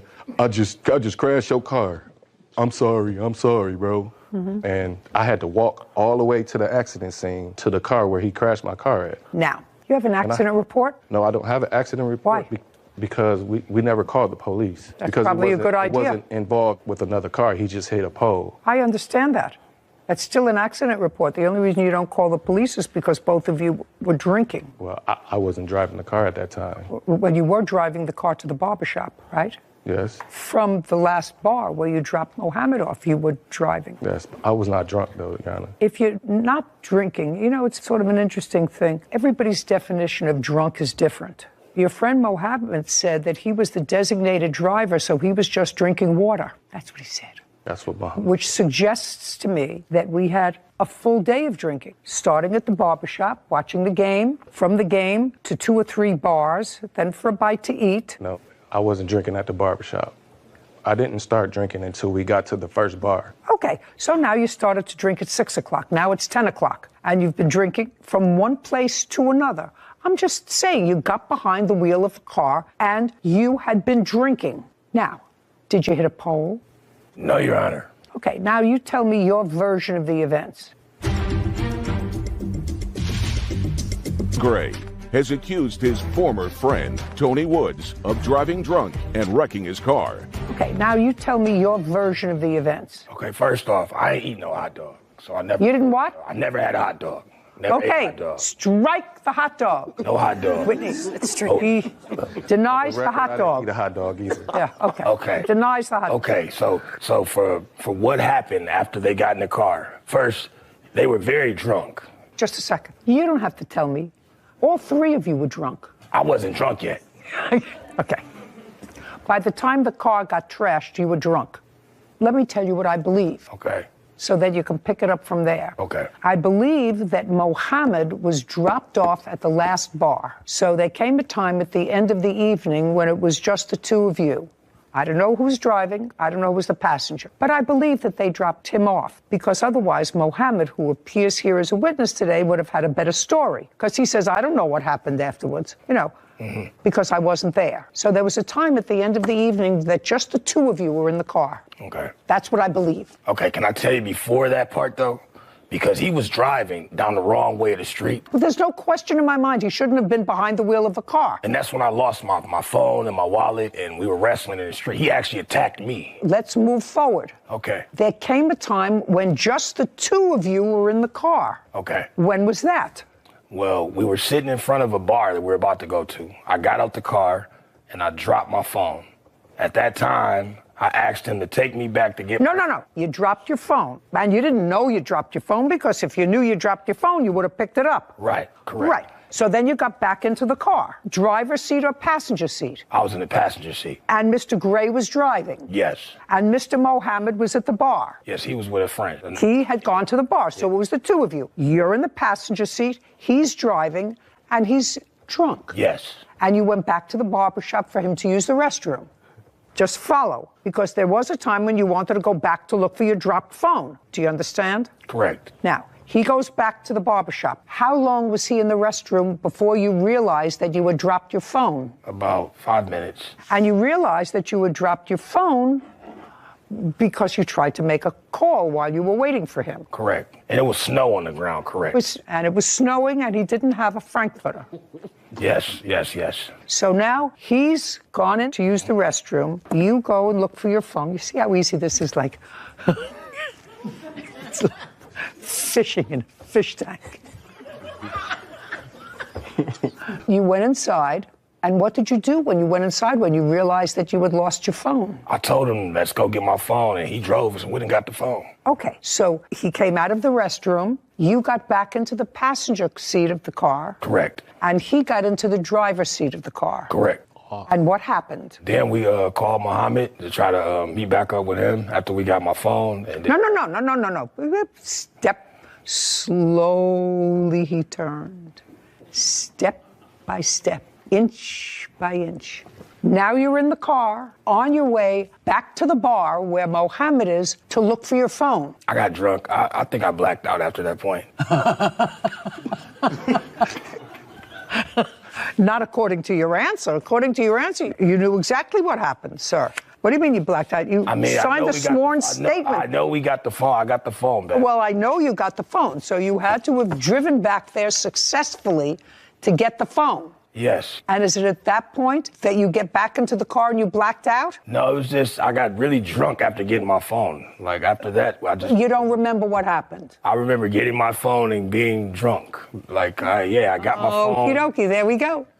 Okay, you were all drunk. As a matter of fact, I have zero sympathy for any of you getting behind the wheel of a car. Okay, the car was damaged. Yes, I have. And so what you want me to believe that you blame him, and I could understand that because I don't know how drunk you actually were, whether or not you blame him for your wrecked car because you were driving the car back to find his phone and it wouldn't have been in that problem had he not dropped his phone out of the car, or whether he was actually driving the car drunk. It's actually irrelevant to me. You were both driving drunk. You have a bill to fix the car? Yes, I do. I'd like to see it.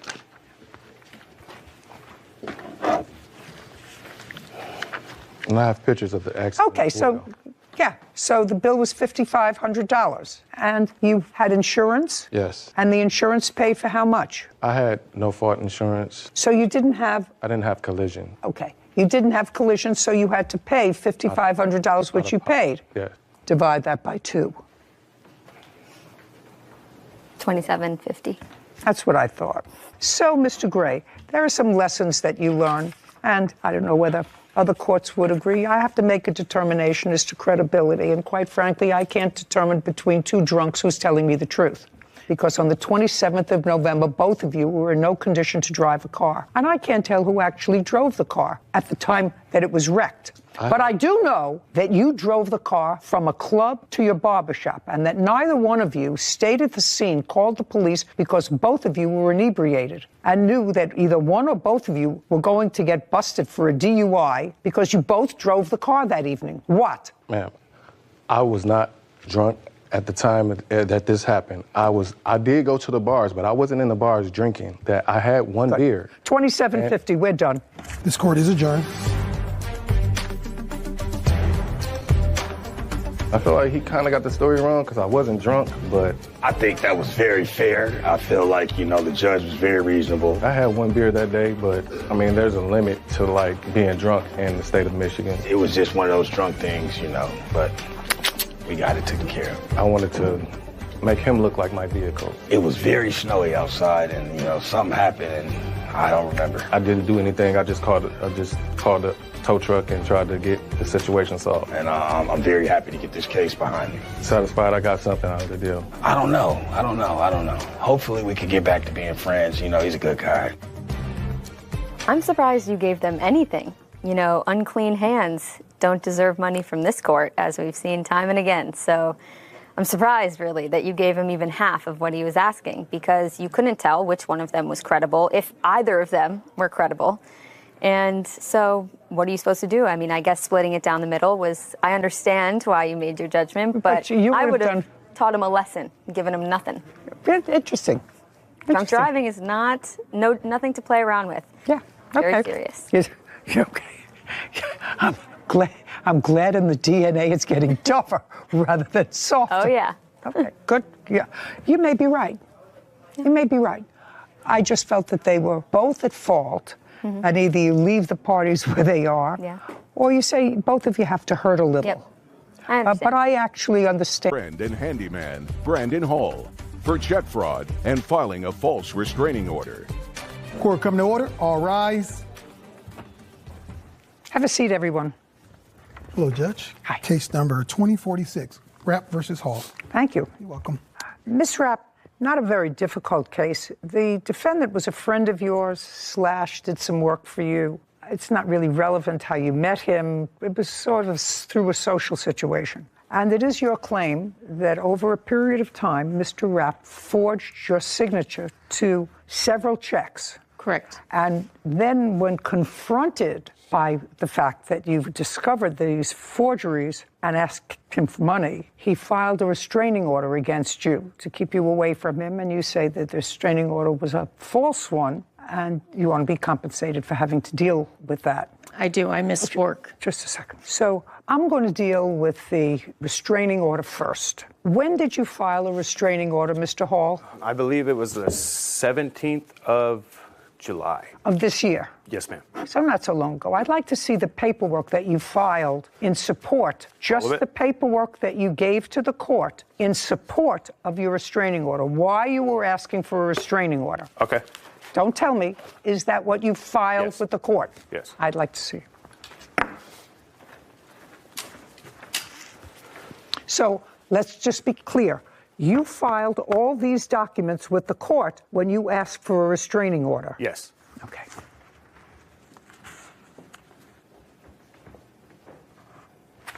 Yeah, I've read some of the text messages, and you're aware of what the text messages say.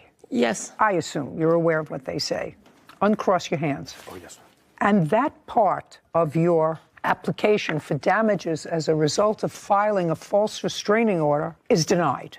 You can't even suggest in a text message that you're going to do something violent in order to get him to pay money that you owe. Do you understand that? I do. Okay, so as Although frustrated... the restraining order was dismissed. It doesn't matter. I'm telling you, I've read it, and some of your text messages sound threatening. I was angry. I understand you were angry. The question is not whether he should be granted a restraining order. I don't have to deal with that. I have to deal with the fact that in the text messages, you make certain threats. What if I could? And all that transpired at a time when the defendant reconciled with his wife and family. So, as I said, as a result of reading your text messages, I believe that Mr. Hall had the right to feel threatened and to file for a restraining order. Whether the court that heard the application for a restraining order felt that your behavior warranted a restraining order is another thing. But I can understand why he would file a restraining order to try to keep you away from him and his family. Oh, yes, ma'am. Sorry. Great! Now I want you to tell me why you forged her name to checks. Because she... $8,800 worth of checks. Now you have the right to file a restraining order. Because she asked me to do this. Because she asked you to forge her name to the checks? Yes. Okay, I want you to tell me when the first time she asked you to forge her name to a check. And I assume, just like you've kept all these documents. Yes, ma'am. You have a document to show me, just one. Because if you show me one, I would tend to think that there were more. So just show me one where she said to you, forge my name to a check. Okay. Take the money out and forge my name to a check. Don't say anything. Just show me. Don't shake your head. It's annoying. I believe this is the first one. Okay.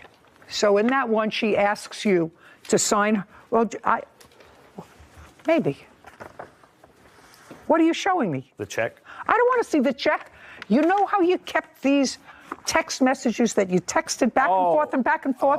I want you to show me, because you're methodical, one time out of the 6, 7 times that you forged her name to checks, show me one time where she said to you in a text message, in an Instagram, in a pigeon note, where she said to you, take out a check from my checkbook and forge my name to it because I want you to have money. Just show me. I don't have Of course something like not. that. No. Of course No, not. I don't. Now, the first time you forged her name to a check was what month and year? I believe that it was December 9th. Of 2021. Yes, ma'am. And what were you and Miss Rapp engaged in at that time that she told you to forge her name to a check? Okay, so I'm an electrician, and I've been an electrician for 13 years. I've been doing side work all around my county, and there's a handful of liquor stores that trust me that I can go and cash personal checks that I get paid for doing my side work. Miss Rapp knew that, and... Don't tell me what she knew.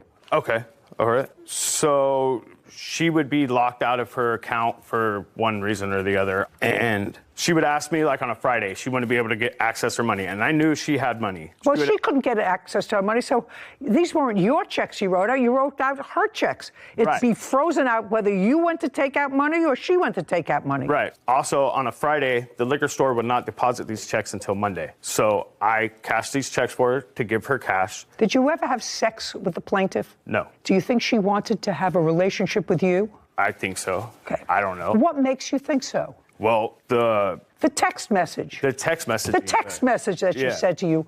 And who is Robert? Is her ex-boyfriend. And do you know Robert? I do. How do you know Robert? I'd known Robert for 20 years, been friends. And when did you start doing work for the plaintiff, before or after Robert? Is not an answer. It was after. It was after. Yes. Okay. Give me an idea of when. You've cashed the first check in December of 2021. Give me some idea of when you were aware of the fact that the plaintiff and your dear friend of 20 years were no longer an item. Is not an I answer. don't know what month he was arrested.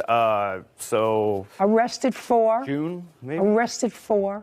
I don't know his charges. I don't believe that. Okay. Leslie Rapp claims her former friend and handyman, Brandon Hall, forged her checks and filed a false restraining order against her. Brandon says he had Leslie's permission to write the checks. I'm just telling you, I don't believe that you don't know the charges of somebody who you were friendly with for 20 years and who was arrested. I don't believe that you don't know, because it belies credulity. Okay? That's fine. So before your dear friend of 20 years was arrested, did you ever cash any checks for her? No. After Robert was arrested? Yes. Did you ever do any work for her before Robert was arrested? No. When did you and your wife separate? Month and year?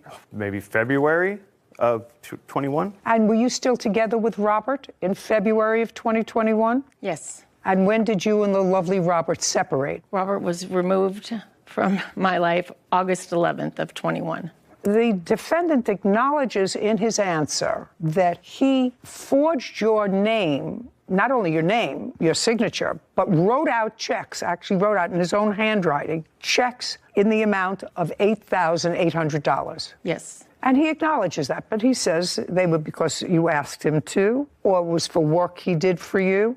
Those were your answers, right? No, these checks were not for any jobs that I did for her. They were strictly to get access to some of her money during the weekends and stuff. And then when she was out of town as well. Get her access to her money and when she was out of town. When she was out of town, if you cashed her checks when she was out of town, how did she get money? I Venmo'd the money to her.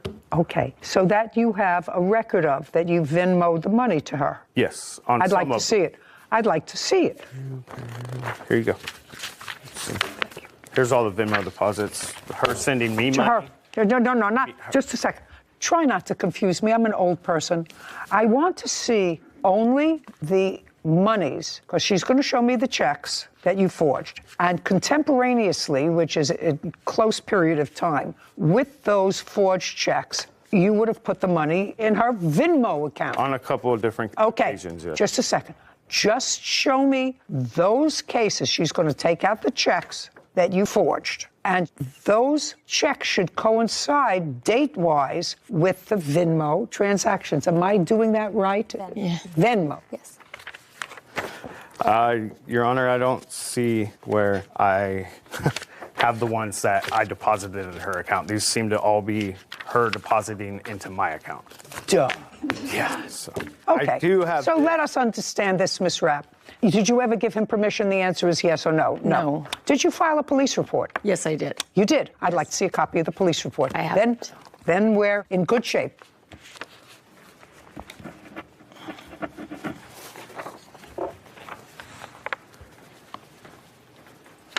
Mr. Hall, how many weekly payments did you make to her on Friday? I have a list of that from. From February. This is from Mrs. Rapp in. No, I'm asking you. I'm asking you, how many payments did you make for writing these unauthorized checks to her? Seven. And what was the total amount of those checks? $3,700. Why in the world would you pay her $3,700? If you could look in those messages, I was being. She was saying she was going to put me in jail for doing things. For forgery. Okay. For forgery. Right. And you asked her not to. Right. And you said, I'll pay you back. Right. Right. I'll pay you back. Just give me some time. I have 2 kids to support. Right. Is that what you said to her? Yes. $8,800 judgment for the plaintiff. We're done here. Is adjourned. Well, I'm happy about the outcome because I think it's bogus, man. I really need the money. Because she started all this craziness as soon as I went back to my wife. There was never a relationship between the two of us. After that, when she started doing all this, is when I went and filed for a restraining order. He did that as a direct retaliation for the police report I filed. She's gonna have to call somebody else for sure. It's definitely time for a new handyman. Just a casual note. Yeah. I have been with my husband, your grandfather, for almost 50 years. And we each have our bank account, and then we have a joint bank account. I have never either asked him or given him permission to sign my signature to a check. Yep. He hasn't never asked or given me permission to sign his signature on one of his checks. Mm-hmm. Now, we may ask each other, listen, it's busy, I'm going to go through these checks. We're making all these checks out to the doorman and to Christmas time and whatever, and then I'll sign them. Just doesn't happen. So Doesn't make sense. Right. And so what it is to any job that you do, whether it's a lawyer or a judge, you bring with you your own common sense and your own life's history. I hope that works, because I cannot imagine somebody saying, write out a check for yourself. I don't know you, we're not involved, we're not married, go help yourself. Levi Shaw is suing his parents, Davery and Nathan Celestine, for the repair costs of an 18-wheeler truck. Court come to order. All rise. Have a seat, please. Hello, Judge. How are you? Case number 2032, Shaw versus Celestine. Thank you. Welcome. Mr. Shaw, these are your parents, is that right? Yes, they are. How old are you? I'm 26. Just the very broad framework of this case. You're suing your parents for money that you put into a truck that belongs to them. Correct. And they are counterclaiming for money that they say you owe them for a balance of a dog they purchased for you. The truck that you fixed belonged to your parents. Yes, the agreement was... The truck that you fixed belonged to your parents. And what I gather is that you would come into some money. Is not an answer. Oh, yes, ma'am. And when did you come into that money? I never came into any money from them after I fixed Not the from truck. them. I didn't say from them, that you came into some money. Is not an answer. I'm sorry, yes, ma'am. I came into some So I money want in October. in October, you were not employed. I was employed. By whom? Trucking. Is that their company? No, I was working with them and their brother. So you were working with the family? Yes. Okay. That was in October. Yes, October ma'am. of 2021.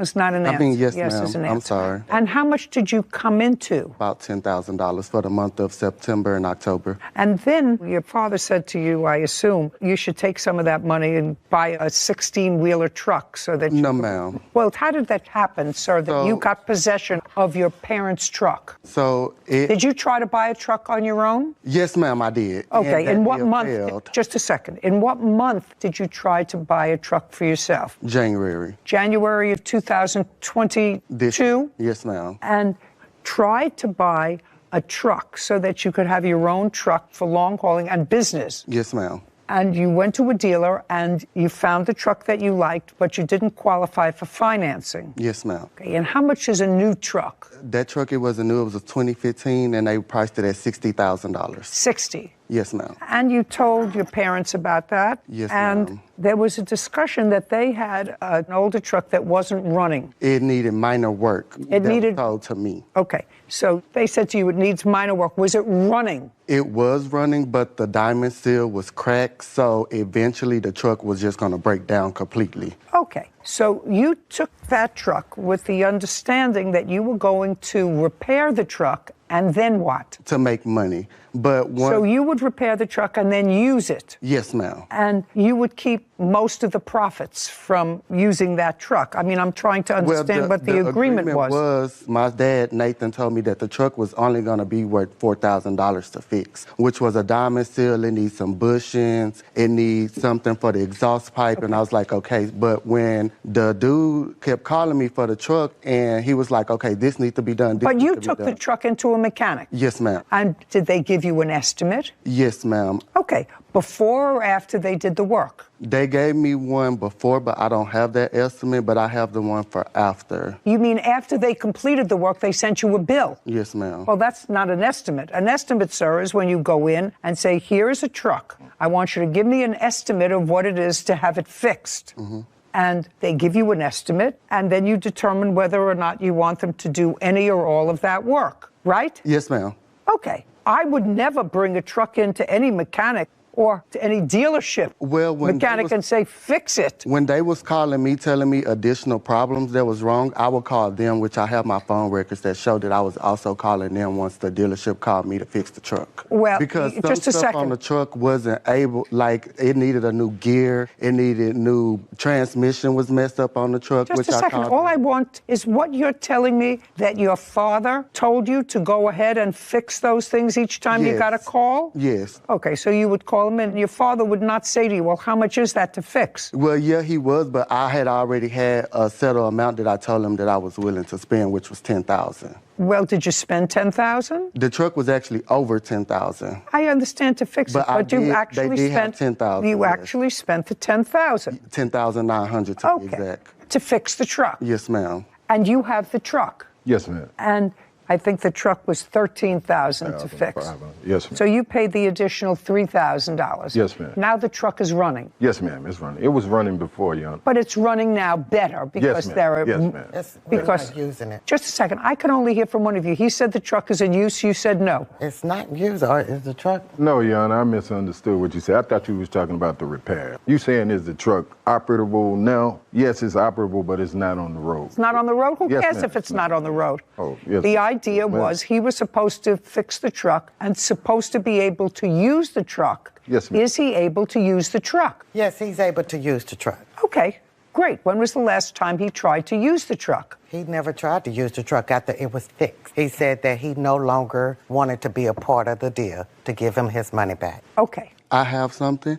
Now, when the truck originally got fixed in February, my dad came into town multiple times. It was one more piece that needed to be fixed, which was the ABS module, which if you get pulled over, they're going to stop you and shut you down completely. I don't know. And I told him, hey, we need to get that fixed. He came into town 3 times, and I asked him, hey, is you going to take the truck to the shop? Hey, is you going to take the truck to the shop? He said no. And he's like, well, it don't have any insurance. And it was just a whole bunch of excuses why he couldn't take the truck to the shop. Whether he can or he can't, he says, and your mother says you're able to use the truck. But I don't have a CDL, so I'm not able to drive it. Well, you didn't have that when you took it in anyway, to be fixed. But I didn't take the truck over there. He drove the truck to the mechanic shop. Whatever. I don't care who drove it there, but your agreement with him was you tried to buy a new truck. It was much too expensive. Your agreement with your parents was that you would take an older truck of theirs that needed a lot of work, and you took it into a mechanic, and the mechanic was going to fix the truck, make it operable, so that you would have an opportunity to use it and make money. Yes, ma'am. And so I'm asking you, now the truck is fixed to the tune of $13,000. When was the last time that you asked to use the truck that your parents said you can't? Well, I asked him, can I have his dad take the truck to get the additional piece put on, and he told me no, just to wait till he come into town. Okay. Shaw claims his parents, Davery and Nathan Celesti, owe for the repairs of an 18-wheeler truck. Levi's parents are countersuing for the balance of an English bulldog. Was the additional piece put on the truck that he's talking about? No, ma'am, it didn't actually need that addition. It was an ABS modulator, which on that particular model was a 1995 FLD Classic. On that particular model, you don't need that to reset the ABS light. All you need is a sensor that goes in the hub of the wheel. What I'm asking you is, your son said that you needed this one part. This is your business. Yes, ma'am. How much is that one part? This is a part that I never researched, so I can't tell you that. But according to him...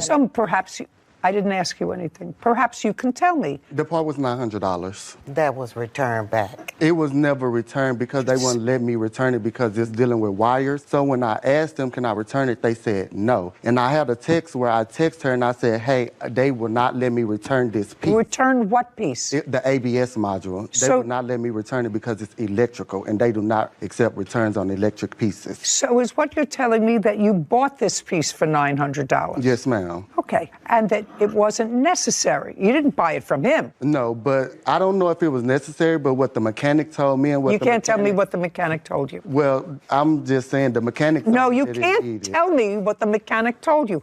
Well, all I'm telling you, Mr. Shaw, is you had an agreement with your parents to fix a truck and then to be able to use it. And I want to know whether they have ever denied you the right, because that was the contract that you made. You never made a contract with them that you would take a truck to the mechanic and they would pay for the repairs. You never made that contract with them. You want me to say that that was your contract with them. They say the truck is operable now and that you can use it. When do you want to use it? Well, if they willing to let me use it, then I want to use it as soon as possible. Okay, and you can drive the truck. No, I was going to hire a driver. Okay, and the truck now is not on the road, is that correct? That's correct. Yes, ma'am, Truck that's right. now, That's right. That's right. The yeah. truck is That's not on the road. No, ma'am, it's is not. what you said, Yes. but operable. Yes, it's not operable. Okay, and after the agreement that your son was going to pay the money, fix the truck, and then be able to work at it so that he's getting some benefit from what he put into the truck. Yes, ma'am. Did you have an I wanted to ask. I'm not looking at you. Okay. Did you have a discussion with him about how much of the time he would be able to utilize the truck, or was your agreement with him that he could use it at will? I gave him a specific time. Yes, ma'am. I'd like to hear what the specific times The specific time was. Let's make it up as we go. No, ma'am. I'm thinking straight to you. I'm gonna tell you just like it actually is. I gave him specifically, according to him, about 3 months of when he probably needed it, to get himself together. No, just a second. You mean he was going to spend $10,000 on fixing the truck and you were going to let him use it for 3 months? Well, Put as your long hand as he- down. I'm well, not talking to Well, you. as long as he needed it, I'm gonna put it that way. As long as he needed the truck. So now that's better. Yes, ma'am. So that he can use the truck whenever he needs it and he's going to get a driver. I just want to know because we're going to have to memorialize all this Yes, in an order. What do you want? We had a driver. My brother was the driver. I don't care whether your brother was the driver or not. That was not the agreement that your husband said he made with his son. Yes, ma'am. He says he made an agreement with him that if he paid to have it fixed, he could use the truck whenever he wanted to. That's what your father says. No, that is not. That Okay, is not so true. when did you ask to use the truck? So in January, when I was getting the truck fixed, they told me $4,000. But as the mechanic kept calling me, adding on stuff, I said, hey, I'm not about to pay all this money, and y'all telling me I can just use it. If I'm about to put all my money into it, I want the truck. And my mom was like, okay, you can do that, because in January, they didn't make any money. Just a because- second. So what you're telling me is what you said to your mother, I'm not going to put in all this money unless the truck belongs to me. Correct. Well, that's not unreasonable, Mr. Shaw. I can actually see that. You're spending $10,000 of your money and you want to be able to use the truck. And you want it to be able to not have it on a whim of somebody else. Yes, ma'am. How old is this truck? This truck is exactly 22 years old. How long have you owned it? I've owned it since I was 23 years old. Okay, so you've owned it since it was new. Yes, ma'am. Did you make a living from it? Yes, ma'am, I did. Good. Do you have other trucks now? Yes, ma'am, I do. How many others? Just one other. I'm not no big scale company. I just got one other truck. Yes, ma'am. Can I see the title to the truck, please? To the truck we're talking about? Yes. I don't have that title with me. Why not? I was under the impression that I didn't need to bring it. Okay. And according to you, the truck's not on the road now? No, ma'am, it's not on the road. Do you remember having a conversation with your son about, I'm not going to spend all this money unless the truck is mine? Yes, ma'am, I do remember that conversation. Do you remember where it took place? He was driving and I was at home. So it was over the phone? Yes, ma'am. Remember what month that was? January. January of 2022. Correct. Tell me what you said to him and what he said to you. I told him, I totally understand what you're saying. I said, let me talk to your daddy and we'll see what we could do. But Great. As a parent, that sounds perfectly reasonable. And did you speak to your husband? Yes, I did. Did the two of you own the truck? He owns the truck. It's in his name and Nathan's name. So you said, okay, that sounds okay. Let me talk to your daddy. You have to talk to the owner of the truck because Correct. now you're seeking to change the agreement. Do you understand? Yes, ma'am. Okay. And after you spoke to your mother, did you have a conversation with your father about the ownership of the truck? Yes, we did. And tell me when that was and what was discussed. It was in January as well, and when I told him that, he said he totally agreed with me that if I put in majority of the money, that I can have the truck. Okay.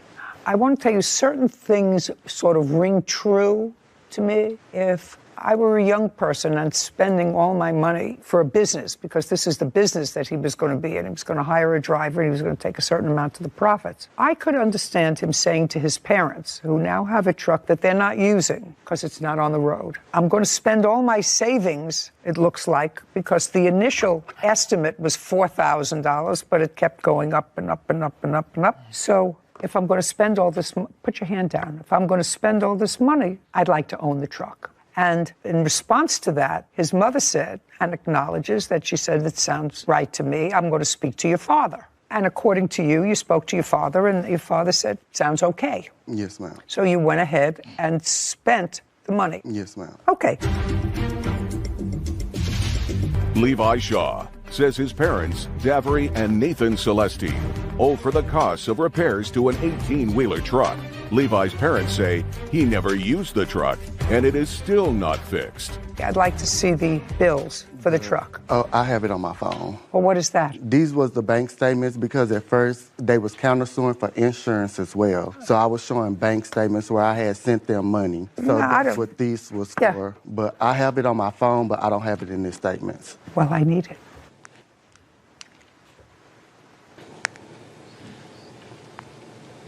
Here you go. Is that the one final invoice? Yes, ma'am. I'd like to see it. And it also I have at the bottom where it says it needs the ABS module. Your Honor, can I see that as well? Yes. Well, so the entire amount is $13,000. $13,000 and some change. And your father paid $3,000. Yes, ma'am. This is not the correct invoice. What? I have the original invoice. Oh, fine, I'll take a look at yours. The invoice that was sent to me via, so by their email, which I can pull up their email as well. And it shows that it's paid on the back. Just a second. Yes, ma'am. It's the same thing as he showed me. But it has our name on it. Who cares? The ones that he showed you, it changed since then. Well, but let me ask you a question. No. Unless I'm missing something. No. You're not questioning the fact that he paid $10,000 to fix the truck out of the $13,000 that the truck was. Are you questioning that? No, I'm not questioning that. Then I don't know what we're talking about. Okay. Let's go over this one more time. When your son said to you, if I'm going to spend all this money, I want to own the truck, and your wife had the same conversation with you, right? She said, I got a call from Levi. Levi said if he's going to spend all this money, he really wants the truck, and she actually thought it was okay. And what did you say, sir? I said that I'm not going to sell you the truck. Why? I will let you use the truck. No, when did you say that? Because I have other children. Oh, no, but your other children didn't put any money into the truck. No, I know. No, just a second. Your other children didn't put any money into the truck. But that's like... Hand down.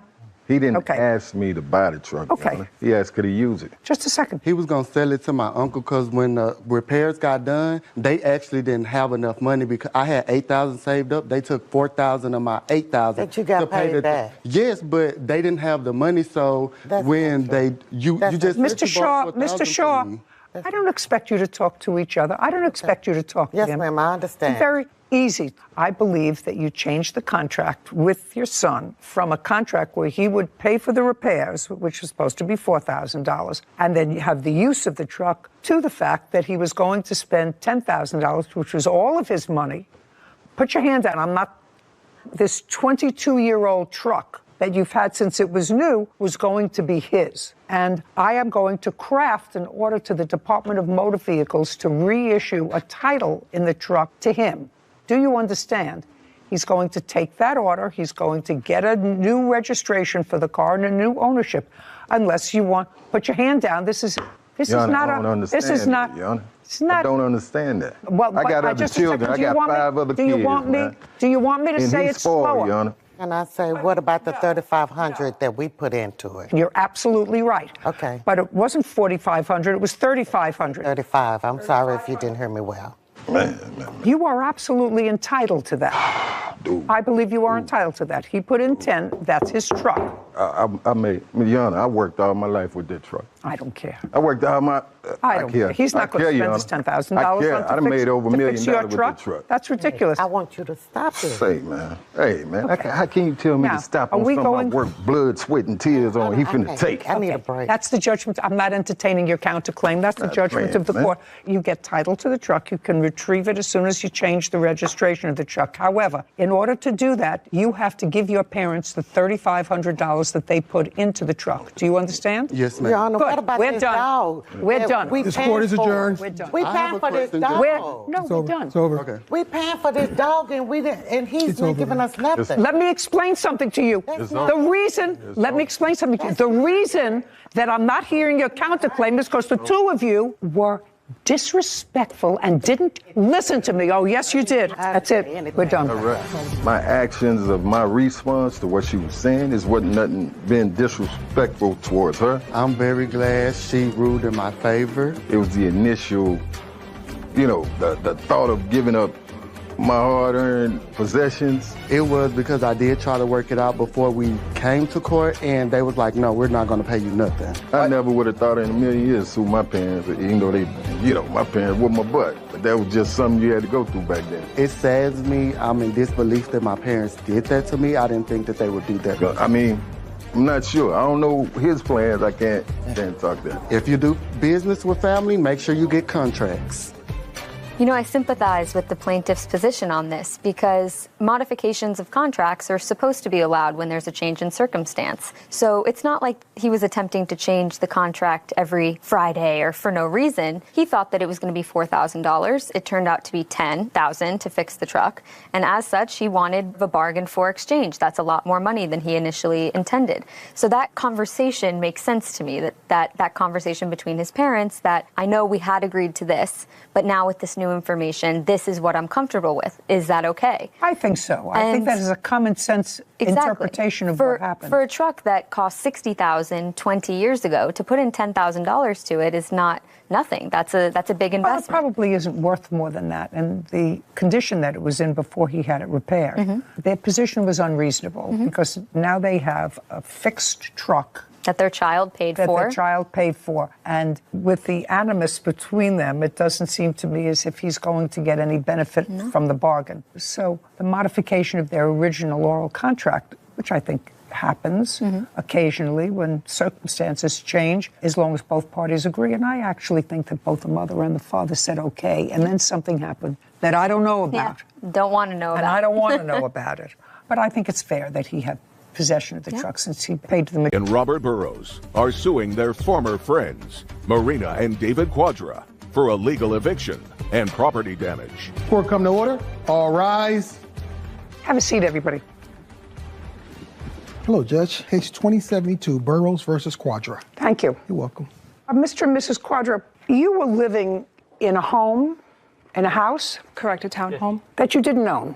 And for how long had you been renting that home? We did not rent out the home. How long, if you didn't own it, then you were renting it? We rented it for 2 years, Your Honor. It gets scarier if you have a fixed position in your head so that you're not listening to my questions. Do you understand?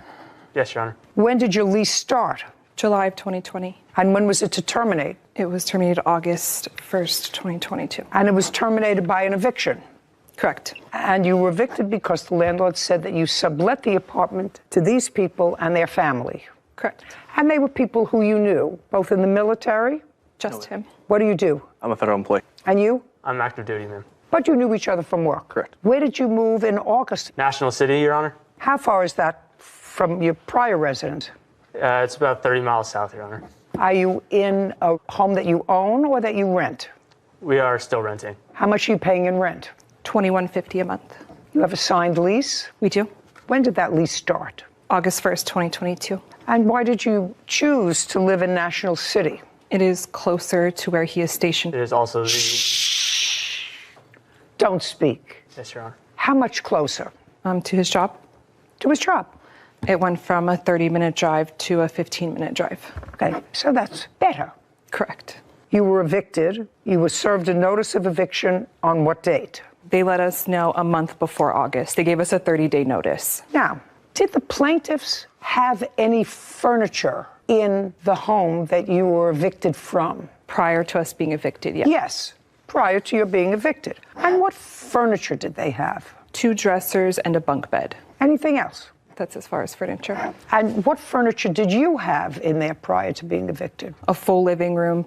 And when did you move that out? On what date? The 30th of July, 2 days before our moving date. So you moved out all of your furniture? Correct. And how much were you paying in rent in the place from which you were evicted? $25.95.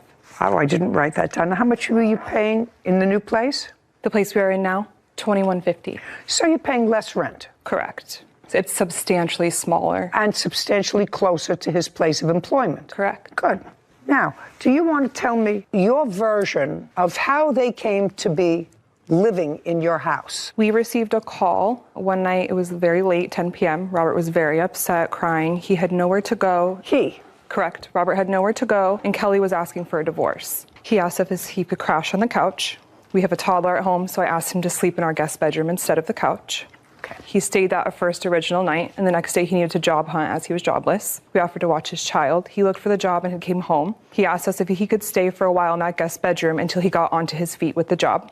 He offered money to just help out with utilities and how much? $1,000. $1,000 a month? No, just $1,000. And our words, when he had asked, and we asked him, how long do you think it will take you to get on your feet? It was just a couple weeks. Okay, so he was offering $1,000. Correct. Which was 40% of your rent to stay for 2 weeks, to stay in your guest bedroom. Mm-hmm. Pretty decent. Did he give you the $1,000? He did. And he gave you the $1,000 on what date? He gave us the $1,000 on May 29th. And when did he start staying there? He started staying with us May 21st. Then what happened? He stayed with us for about a week. Everything was okay. He job hunted. I helped with the child. Within this week, he... Look at me. I'm sorry. He confided in us that he wanted to work on his marriage with Kelly. He did not want the divorce. It was something that she had asked for. They wanted to work on it together and had asked if Kelly could come around to stay with him and the children and work on their marriage. When he moved into the guest room, did he take the children? Did he have the children with him? He did, but it was just on certain nights. They were sharing. And then he asked if Kelly could come as well. Correct. The wife. And what did you say? Well, why couldn't he go home? He could not go home due to their relationship with her parents. Their parents. Oh, she was living with her parents. Correct. And they were both living with her parents. Correct. So he said, I can't go home. We want to work on the marriage. Could we come and stay here with you? Correct. They have 2 kids? They have 3. They have 3 kids. And how many dogs? 4. 4 dogs. So far, you get 4 stars if you let her come. I wish it would have worked that way. No. You don't understand that that's where I'm at so far. Yeah, of course. So now, May 29th, he gives you the $1,000. She moves in when with the dogs? So we had a long trip planned to Vegas. We let them know that after we had left, she could come stay while we were gone. What month? June? June, correct. How long were you away? We were away for 5 to 6 days. Well, what was he going to do when she came there with the 4 dogs, 3 kids after 6 days? What was the plan? This was never a plan of, here's a lease agreement you are going to rent from us. It was just I need somewhere to stay. Can they please come for this short period of time until we figure this out? Great. Okay, now let me hear your version of the events. When you went to stay there with your children, you were having trouble with your wife. It's incorrect. Incorrect. Former friends, Marina and David Quadra, owe for an illegal eviction. Marina and David are countersuing, saying Kelly and Robert caused them to be evicted. So when you went to their house and you wanted to work on your marriage, you could have gone back to your in-laws. Yes, that's correct. You could have. Why didn't you? The reason why we decided to split up was because we're trying to keep our kids in the same school district.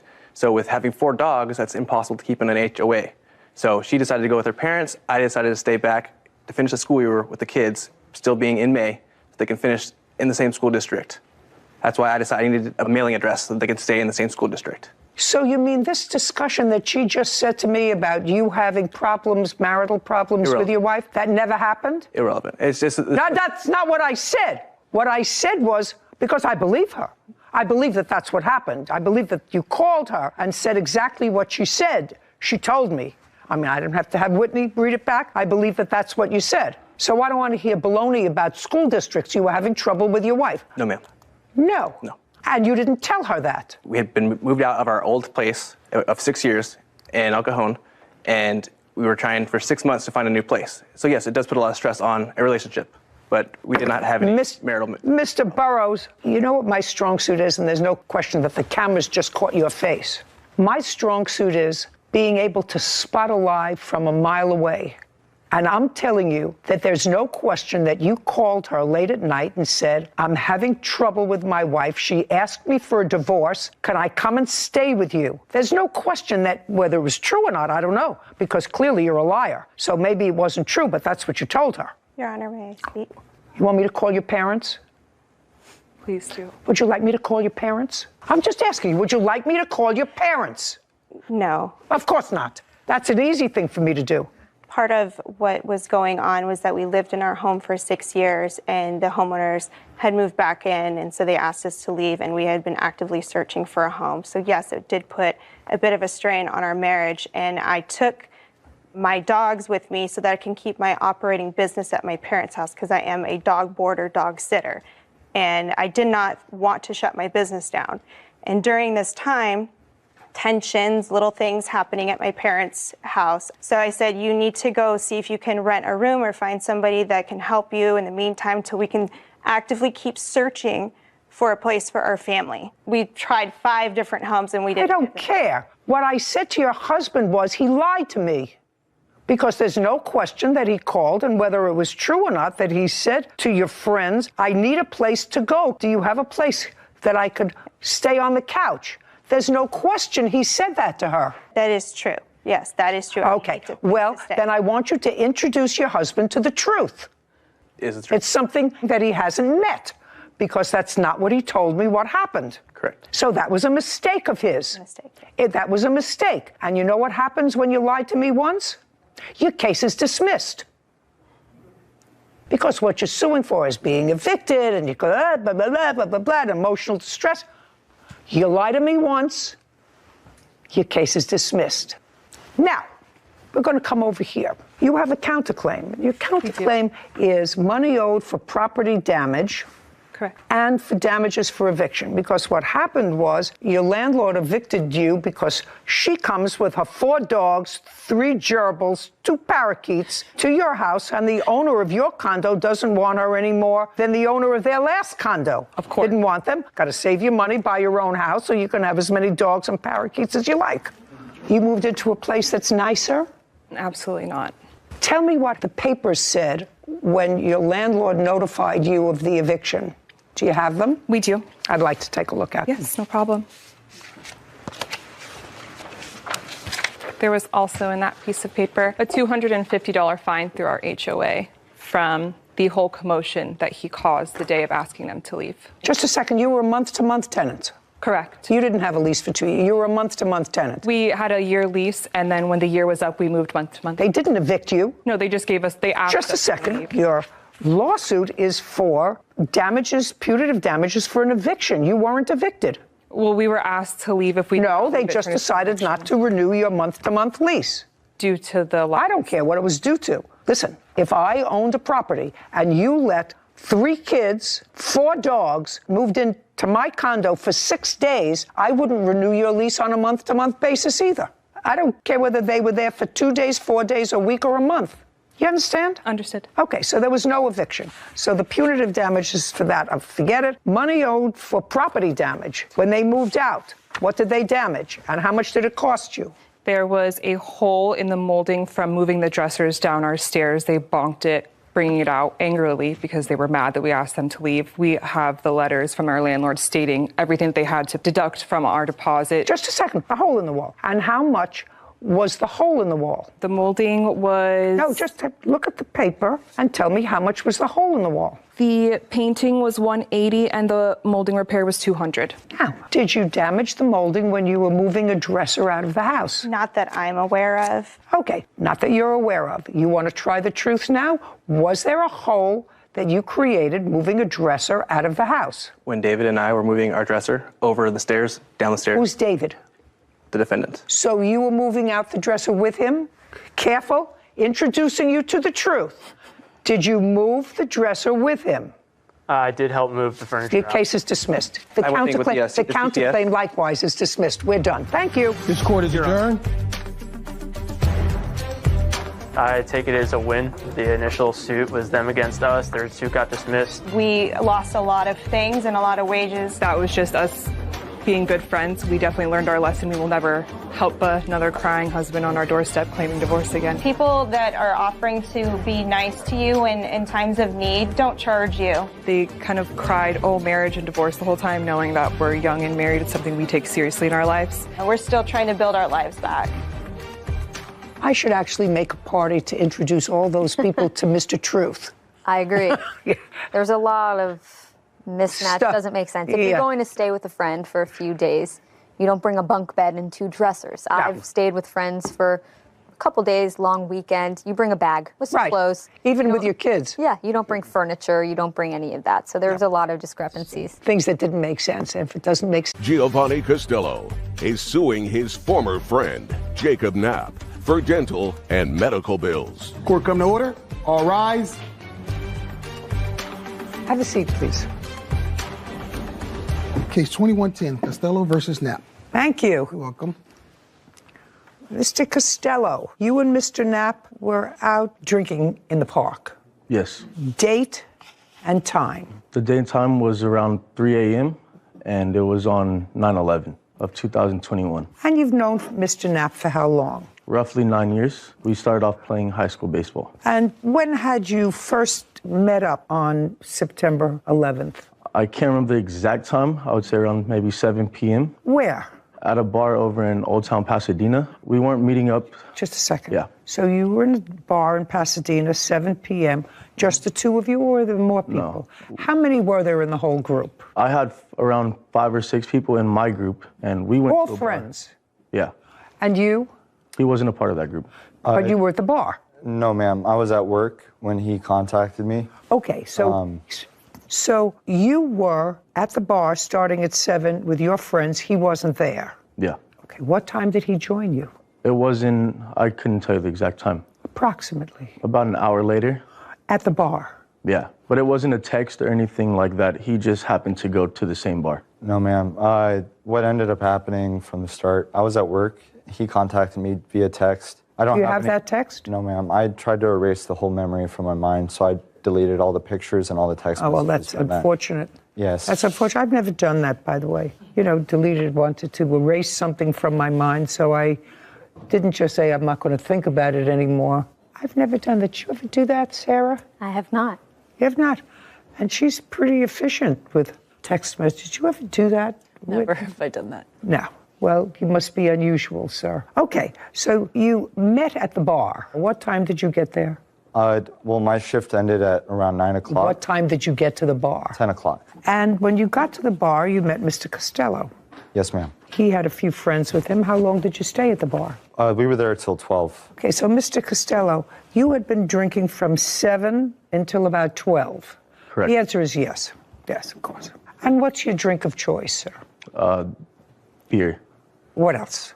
The first bar that we were at doesn't serve hard alcohol, so it was just beer there. Okay, so from 7 to when were you at the first bar? Yeah. From 7 to when? 7 to when? Till 12. 12. Yeah. So it's But I 7 was to driving 12. At the same time as well. Okay, so from 7 to 12 you were drinking beer. Yeah. And then where did you go at 12 o'clock? After 12 o'clock, we ended up going to another bar in Arcadia. Okay, and you stayed there from when to when? From 12 to closing, which is 2 a.m. And you were part of that group? Yes, that's when I initially met the group. At the second bar or At the first? the second bar, yes. Not at the first bar? No, ma'am. Okay, so you got to the second bar, you were there you said you were there at 10 o'clock. Yes. So they weren't there when you arrived? They were there when I arrived, yes. Well, he said that, I thought he said he got to the second bar at 12 o'clock. I arrived at the bar at around 10 o'clock, ma'am. And you got there at 12 o'clock? Yeah.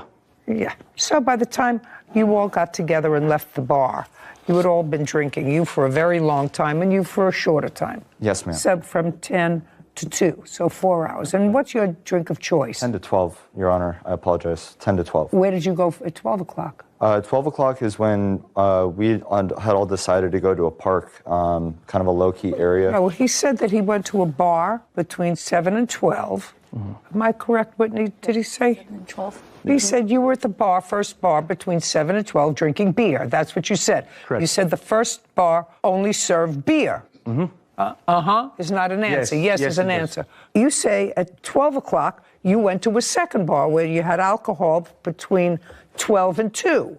Yes. Correct. Yes? Correct. You got to a bar at 10 o'clock. Yes. Which one? The beer bar or the alcohol bar? I finished my shift, like I said, at 9, and I showed up at the bar at 10 to meet up with them, to try to rekindle an old friendship. Okay. Yeah. I actually don't care about that. All right, so partially you got your story straight, partially not. Anyway, you were 2 drunks.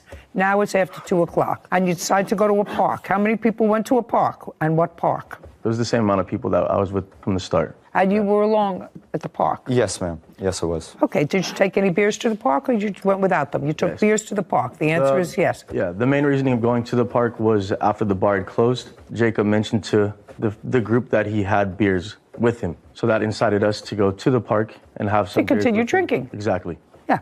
Yes, prior to me showing up, I did stop by 7-Eleven and pick Okay, so you had beers with you, and you were at the bar. Yes. Nice, very good. Now you get to the park, you're drinking beers. Now you're going to describe what you say is the assault that you suffered at the hands of Mr. Knapp.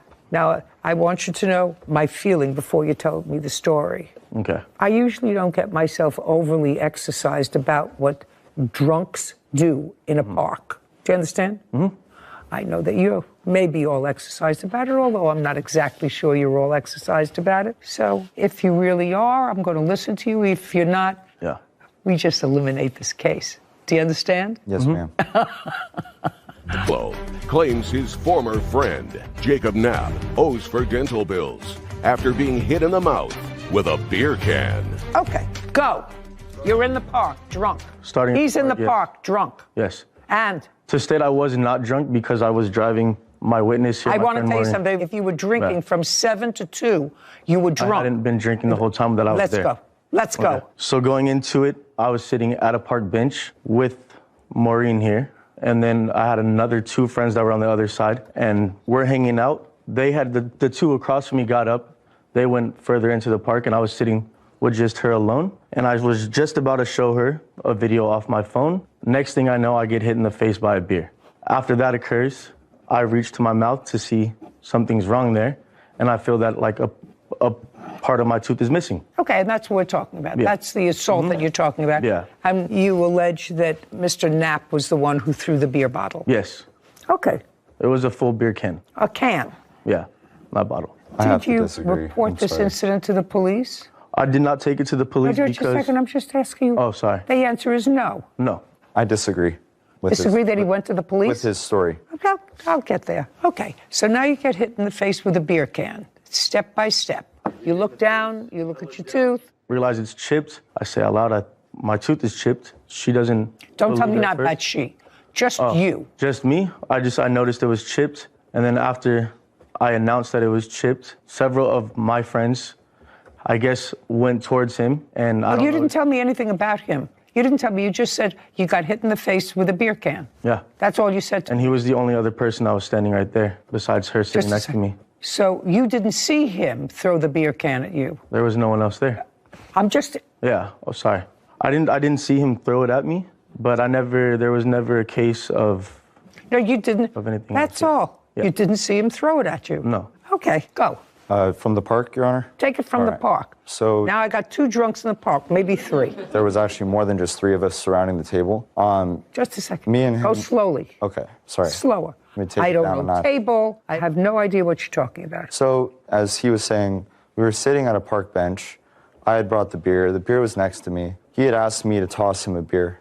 And that's plainly what I did was I underhanded him lightly a beer to him. And in his defense, he's saying he wasn't drunk, but it definitely was apparent that he was. When you lightly Anybody who's been toss a drinking beer, from 7 to 2 in the morning is drunk. Yes, ma'am. So I lightly tossed him a beer, and unfortunately it was dark enough to where he had missed, and the beer had hit him in the face, which after immediately I started to apologize to him, stating that I didn't mean to, but it was apparent he was looking at me and did not catch the beer. So personally, I think everything he said to you right now was... That's your story. You tossed him a beer because he asked you. He said, toss me a beer. Yes, Your Honor. And it was dark. Yes. And you were drunk.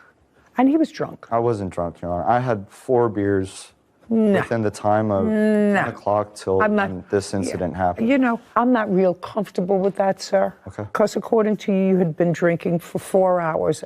And not only were you drinking for 4 hours, but you brought extra alcohol to have in the park. By the way, which was a closed container. Where do you live? In what city? In Pasadena, Your Honor. In California. Are you allowed to drink alcohol in parks in California? I'm not certain. Well, let's find out. Open beer cans in city parks in California. That's a no. So after... Chad, we're not talking yet. I'm sorry. Excuse me. Drinking alcoholic beverages is a prohibited activity in parks and park areas, according to the Pasadena City Park rules. Thank you. This park that you went to, what's the name of it? I'm not sure. It was up the street from the last bar we were at. Okay. Now, did you, Mr. Costello, and the defendant, immediately after this event, did you communicate with him via text or email? I texted him, I think it was roughly a couple of days later. Okay. I'd like to see the text. I have that. That's all I want to see. Don't say anything else. Okay.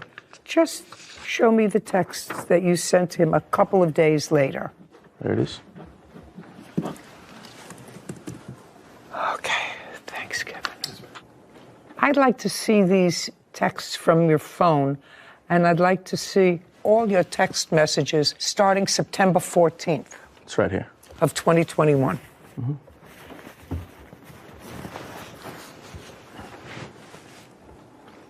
No, sir, you have to understand. What you said to me here, what you gave me, is 2 texts a year apart. I want to see the texts to him. There was nothing. After September 14th, you mean he didn't respond at all to this? I don't believe that. My next thing that I did was I sent a letter through the mail, and I have that here, and I have proof of it where I had it so where he had to sign for it, and I have the receipt for it as well. What date?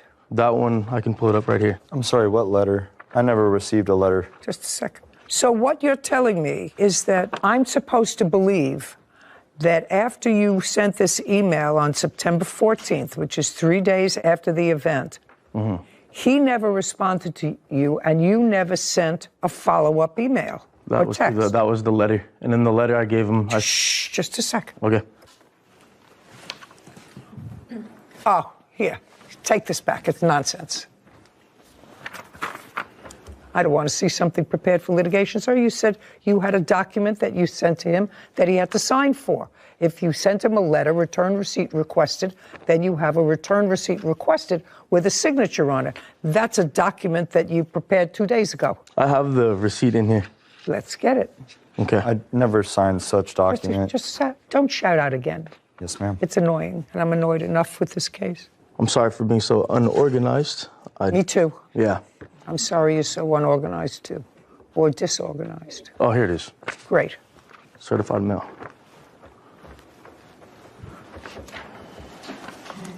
They're stuck to the back one. This was sent April of 2022. I want to see what the response was. There had to be a response. I never got a since response September from him. 14th, 2021. There had to be a response. I never got a response from him. Kevin, show this to Mr. Knapp and tell me if he recalls this text message.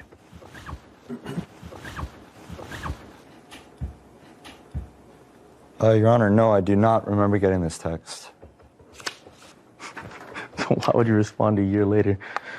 I know from the past, dealing with Mr. Knapp here, he tends to always, being friends, whenever get into an altercation or argument, he unfollows me, blocks me on everything. Okay. So there's a possibility by that text message not going through. I don't deal in possibilities, sir. I sent the text message, and I have proof of there. It was delivered, and I never got a response from him. I'm just asking. Yeah. Sir, this incident happened September 11th. You have to understand, I think that if that's what happened.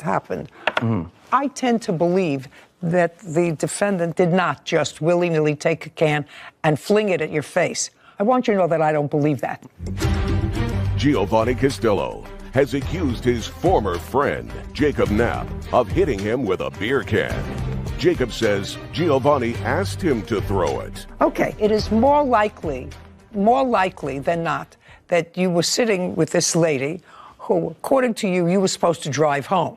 Mm-hmm. That's what you said 5 minutes ago. So you were supposed to drive home, which means she was trashed, because that's what you said. You said, I wasn't... This was the arrangements from the very beginning of the night. Okay. Do you understand? So we had a whole bunch of trashed people. And I am more likely to believe the defendant when he says you said to him, toss me a beer, and it accidentally hit you in the face. My questioning is that the... I don't answer questions. Okay, well, where the beer was placed on the table, I don't understand why I would have to ask him to toss me a beer when I can simply reach over and grab one myself. I don't know either. But no it sense. sounds more likely to me than not that it was his beer, he brought it there, and you said to him, toss me a beer, and you failed to catch it. Now, that doesn't mean that the defendant isn't at least partially responsible for the stupidity of that night. But you have some responsibility, too, because I really don't believe that he left the bar. He was angry and frustrated over something that you had no idea what he was angry and frustrated over, because you were all sitting together, and he just, out of the blue, took a beer and threw it at your face. I don't believe that. Do you understand? If I could show you a picture here, you could see that if he just simply tossed me a beer, I don't understand how a beer can could chip my tooth the way that it did. Just a second. Mhm. It can. It can. Okay. I can eat a biscotti and it can chip my tooth. Biscotti, that's a cookie, a very hard cookie. And have. Mm-hmm. And have. I mean, I could chip my tooth on my grandmother's steak, it was so hard. But certainly from a beer can. So I don't believe that you're blameless. What was your dental bill, sir? I have the statements here. While he's looking for that, you understand that if you were sitting there and instead of a bunch of beer cans and the plaintiff said to you, you know, that gun that's in your pocket, toss it over to me. I want to take a look at it. And you did. You took a gun out of your pocket and you tossed it over to him. And as you were tossing it over, it accidentally fired. Would it be his fault if he got shot? No. No. Whose fault would it be? Mine. Right. Because you weren't supposed to do that. Right. Because it was potentially dangerous. Of course. Well, same thing with a knife or an explosive device Right. or something very hot, like toss me a cup of coffee in a container and it splatters. So you don't do what anybody asks you to do if it's not a smart thing to do. Right. Unless you're drunk. Unless you're drunk. Your Honor, Then, if I may. Yeah. Coming from a baseball background, as such as me and Gio did, I don't care about your baseball background. There's no question, sir, that you acknowledge you threw it at him. And I'm telling you that if your excuse is that he asked me to do it, so I followed the fool's directions. I'm telling you, he's going to pay part of his dental bill because I think it was partially his responsibility. But if you acknowledge that you were stupid enough to throw the beer can in his direction, you have to be partially liable. You're two drunks, that's what happens. So don't get so drunk and go to a park. How old are you? 27. 27 is, and you? 28, Your Honor. 28. You know, old enough not to be so stupid. You know, you can figure 17, 18-year-olds are so stupid. At age 28, you should be doing something constructive. I assume you work? Yes. What kind of work do you do? I'm a chef. And you? I'm a lumberman, Your Honor. Okay, so you're both gainfully employed, letting off a little steam. That's fine. But if there's a problem that develops because anybody is not operating on all cylinders because of alcohol, you have to take responsibility. What was the dental bill? My dental bill came out to $2,342. Can I see that, please, Kevin? I have this here. I'll give you both.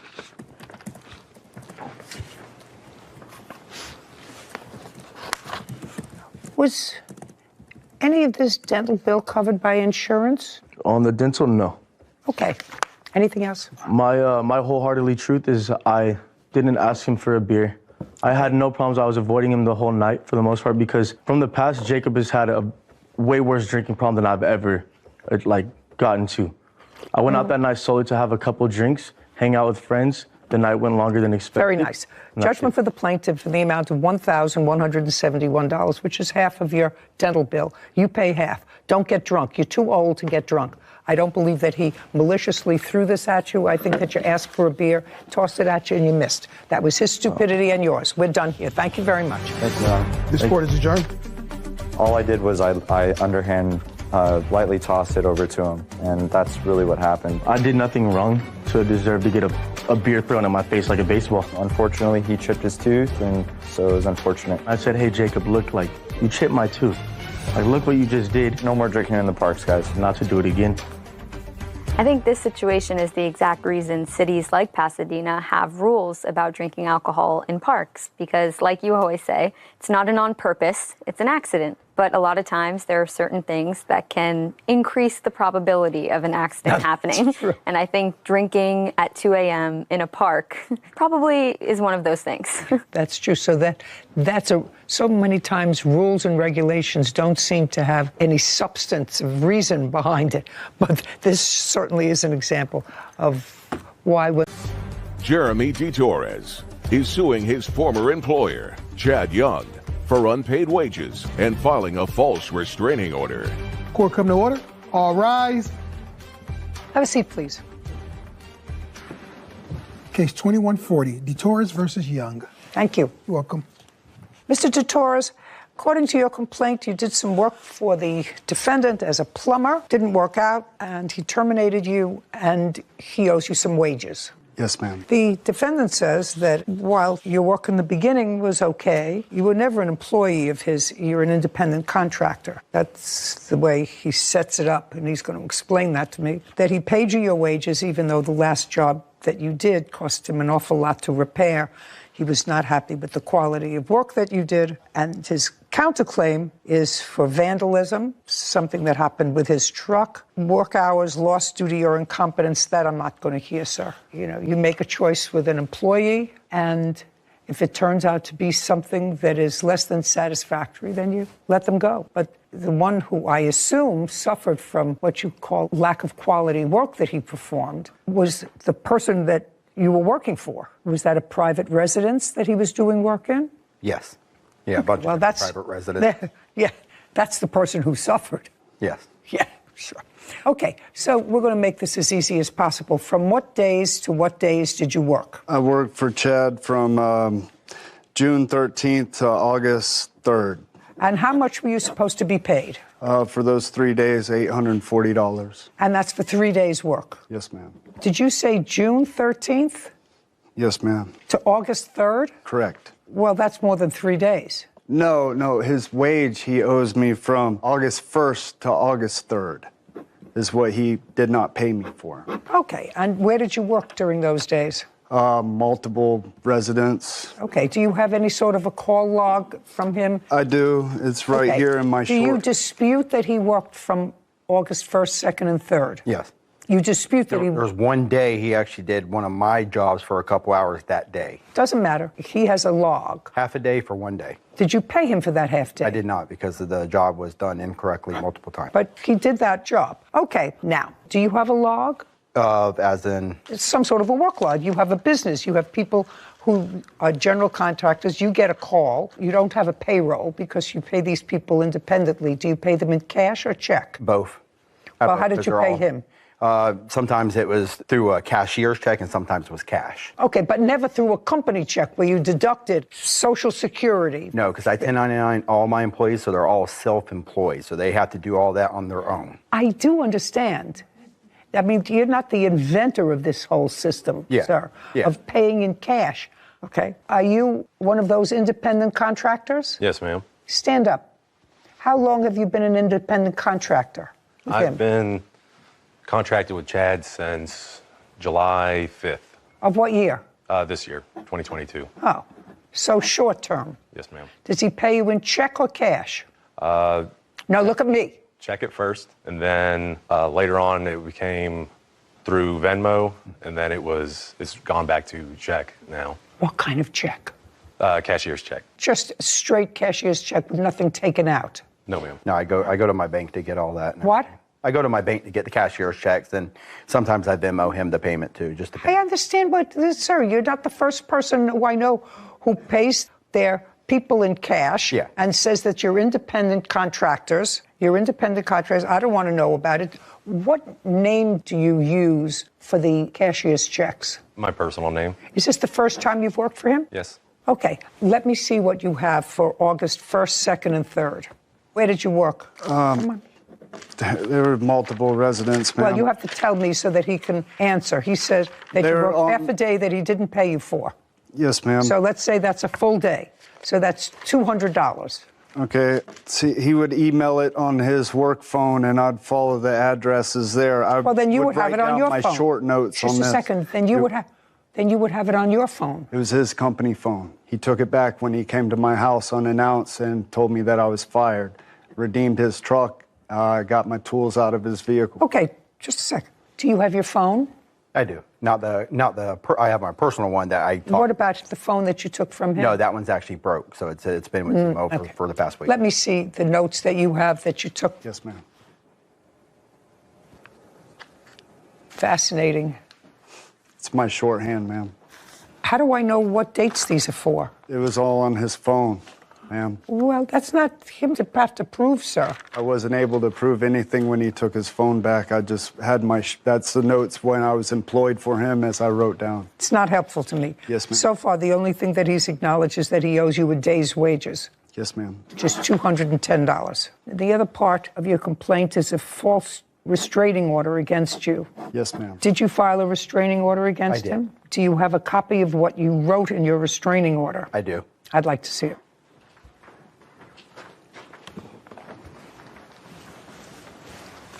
So what got me that restraining order is he called, made threats, and made Was threats. this after you fired him? It was. Okay, so after you fired him, he called you. Made threats. Well, what did he say when he called you? Just basically talking about, I'm going to come to your house and everything. He wanted money. I guess, yeah. He said, you didn't pay me. Yeah. Okay. You say you got a text message and voicemail from Jeremy threatening to come to my place of residence. Yes. Can I hear it? Yeah. Do you want me to play it? Or do you want to look at it? I want to look at it. Okay. So, Mr. Torres, did you, after he fired you and came to your residence, took your house, did you call him threatening to come to his house? I did. You did? With the police. It says it on these text messages, ma'am. Okay. I'm going to take his phone and those text messages. There's more text. That's just the one where he said he'd send me my money. That's the voicemail, if you want me to play it for you. Sometimes the transcription doesn't work. Yeah. You want me to play it? Just.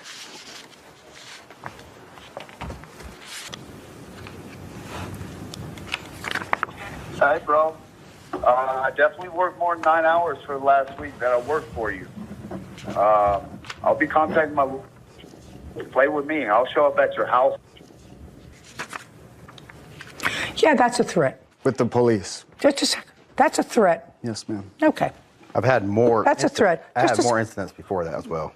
May I say something, ma'am? He accused me of going into his gated community, slashing tires on his work vehicle.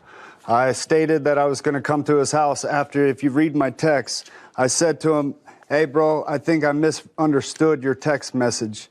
If I did, my bad. If not, I'll show up at your house with the police. I never went to his house. I waited to see if he'd be the big man and just send me my money like he said he would. I listened to the message, sir. Yes, ma'am. The message sounded threatening. Did you read the rest of them? I don't care. That message sounded threatening. E.T. Torres claims his former employer, Chad Young, owes for unpaid wages and filing a false restraining order. Okay, that message alone, if he felt threatened because you were going to come to his house, and you not only said you were going to come to his house, but you used an expletive before you did that, which sounded threatening. This may be more benign, but that phone message was sufficient for him to file for a protective order against you. Okay, why didn't he show up at the protective custody order? I don't answer your questions. No, you don't necessarily. Absolutely. Some people don't pursue it because once it's done, it's done. It wasn't done. And once it's done, this is the dismissal right here. Dismissal for the No, I didn't show up. I understand he didn't show up, sir. Yes, ma'am. But I'm saying to you, I listened to your text message, and he had an absolute right to see. You see where he threatened me as well with all these back and forth texts and calling each other? Because it's in the text You're messages. suing him for money owed for wages and filing a false restraining order. Okay. You've proven that you worked an additional day for which he didn't pay you, which is $210. He has a counterclaim. Yeah. He says that you vandalized the tires on his car. The rest of it, I'm not dealing with, sir. You picked this employee. You don't then sue the employee if you don't like the job that they do. You fire them and you get somebody else to do the job. But you can't sue him because did the person who you did the job for sue you? No, because I've got a really good reputation with my customers. Because you fixed it. Because it wasn't done right. Yeah. Okay. Even up to that last day I said he worked for me, that job I had to go back to 2 weeks ago that they couldn't close on the house. And next time you won't hire him. Yeah. Maybe other people won't either. But I want you to tell me about the tires. I want you to tell me what proof do you have that he had anything to do with your tires? When were the tires slashed, flattened? So the police report was done Friday when he made the threats. Friday, what date? I got the date right here. I think it was August 5th. Yeah, so August 5th is when he did it. August 5th is when the police report was made for the threats. For the threat, for the voicemail? Yes. Okay. Okay, so it was the end of the day Friday, so court's closed for the weekend. August 5th? Yep. And then Monday, the 8th, I went outside to go to work. My tires were slashed in the end. At that point, I realized it was just over and done, and I need to go down and get a restraining order so people can't come onto my property. Because you believed it was the plaintiff who was responsible. You believed you didn't have proof at the time. Yes. You didn't have proof. Again, and even in my injunction, I knew all I needed was this police report to get the injunction, so I just put in my police report. You're not talking about an injunction. You're talking about a restraining order. Yeah, the restraining order. Yeah, okay. I went to file the restraining. So in my restraining order, I put just my tires were flat. I did not put my tires were slashed at any point because I knew the police report was enough to get the restraining order. Okay, your so tires were were in detail about my tires. Okay, so in the police report, you have that your tires were flattened. No, that wasn't on the police report because that didn't happen yet. The tire incident did not happen. Okay. That happened Friday. Monday morning, I went out in my vehicle to go to work. That's when I found them flat and slashed. Did you file another police report? That's when I went and filed the restraining order that day. And okay, and in the application for a restraining order, you said? That my tires were flat, and that was it. Yes, okay. I didn't mention that they were slashed. Correct. So I don't know how he would know my tires were slashed if I didn't mention it on my restraining order. I don't know. That's an interesting question. Mr. DeTorres. Mr. DeTorres, stop your paper fluttering. Okay. What made you think that the defendant's tires were slashed rather than just the air let out of them? Because I read this police report and it has a mark right here saying, or the file that he did. Show me. And make a circle. Right here, damaged property is what I read. He checked that I damaged his property because this is written against me. Mr. DeTorres, do you understand my question, sir? Yes, ma'am. I'm sorry. I'm nervous in the Just a second. This has nothing to do with nerves, Mr. DeTorres. Well, I had no sleep last night. That has nothing to do with sleep. As far as not being... Just a second.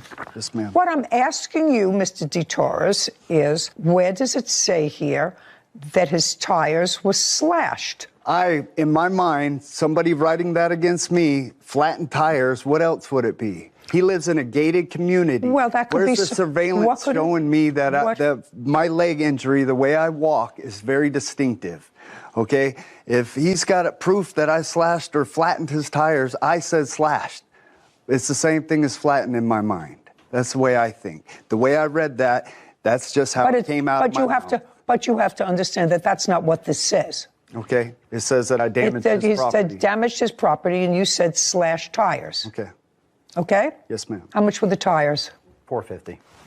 Let me see the receipt. I do not have a receipt because I pay cash for my tires. Well, that's too bad. You better stop paying cash, sir. You can pay cash for tires. Yeah. But when you buy tires with cash and you want to sue for them, you get a receipt. Yeah. from the people. And if you know you're coming to court, we're not talking about things that happened 2 years ago. Yeah. You were coming to court today. I went back to the tire shop and he's like, we always do cash for all your vehicles. And well, what's the cash for all your vehicles? That means you get a receipt. All right, your counterclaim's dismissed because you have no proof of anything. On the complaint, sir, I'm awarding you $210, which is 1 day's pay. Thank you very much. This case is over. This court is adjourned. The work just wasn't up to the quality that he promised he was going to offer. It is what it is. That's just his nature. That's always been his nature. The judgment is what the judgment is. She felt like I was only awarded a day's pay, and that's what she gave me. Keep doing what I do. That's all I can do every day. Well, Sarah Rose, that is the perfect example of you're supposed to have proof when you come to court. Yep. Standard of proof exists for a reason. I know that when I go someplace, and sometimes I pay cash. So even if you pay cash for something, there's some or Venmo, record. Venmo, you're supposed to get a receipt in the event that you want to use whatever you bought and use that fact that you purchased something in a subsequent lawsuit. Yeah. It's the same thing as sending a gift. If you send somebody a gift, you keep the receipt until you know that they got the gift. Then you take it and you throw it away. It's just good bookkeeping. It's good record keeping. And he's a business guy. Yeah. He's a business guy. Didn't make sense to me, but clearly plaintiff is somebody who has a little trouble. Yeah. 6th question, did you hear about the famous pickle? A. He was a big deal. 7th question, should you have your whole family for Thanksgiving dinner? A. No, you should just stick with turkey. 8th question, why did the banana go to the hospital? A. He was feeling really bad. 9th question, what do you call a nosy pepper? A. Jalapeno business. 10th question, why did the kid throw a stick of butter out the window? A. To see butterfly. 11th question, why didn't the teddy bear eat dessert? A. He was stuffed. 12th question, what do you give a sick lemon?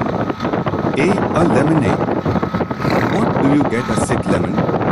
Olga Peshkova moment Getty Images. 13th question, why do you smear peanut butter in the road? A.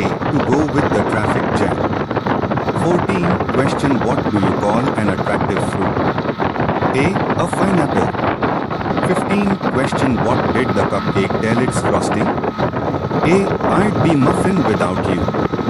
16th question, what do you call cheese that's not your cheese? A. Nacho cheese. 17th question, why can't you trust atoms? A. They make up everything. 18th question, what sits at the bottom of the sea and twitches? A. A nervous wreck. What do you call a dinosaur that crashes a car? Robert Fabiani, Stock Trick Images, Getty Images. 19th question, what do you call a dinosaur that crashes his car? A. Tyrannosaurus Rex. 20 question, how do you stop an astronaut's baby from crying? A. You rocket. 21 question, what time is it when you have to go to the dentist? A. 2:30. 22 question, which hand is better to write with? A. Neither. It's better to write with a pen. 23 question, why did the math book look so sad? A. Because of all its problems. What kind of tree fits in your hand?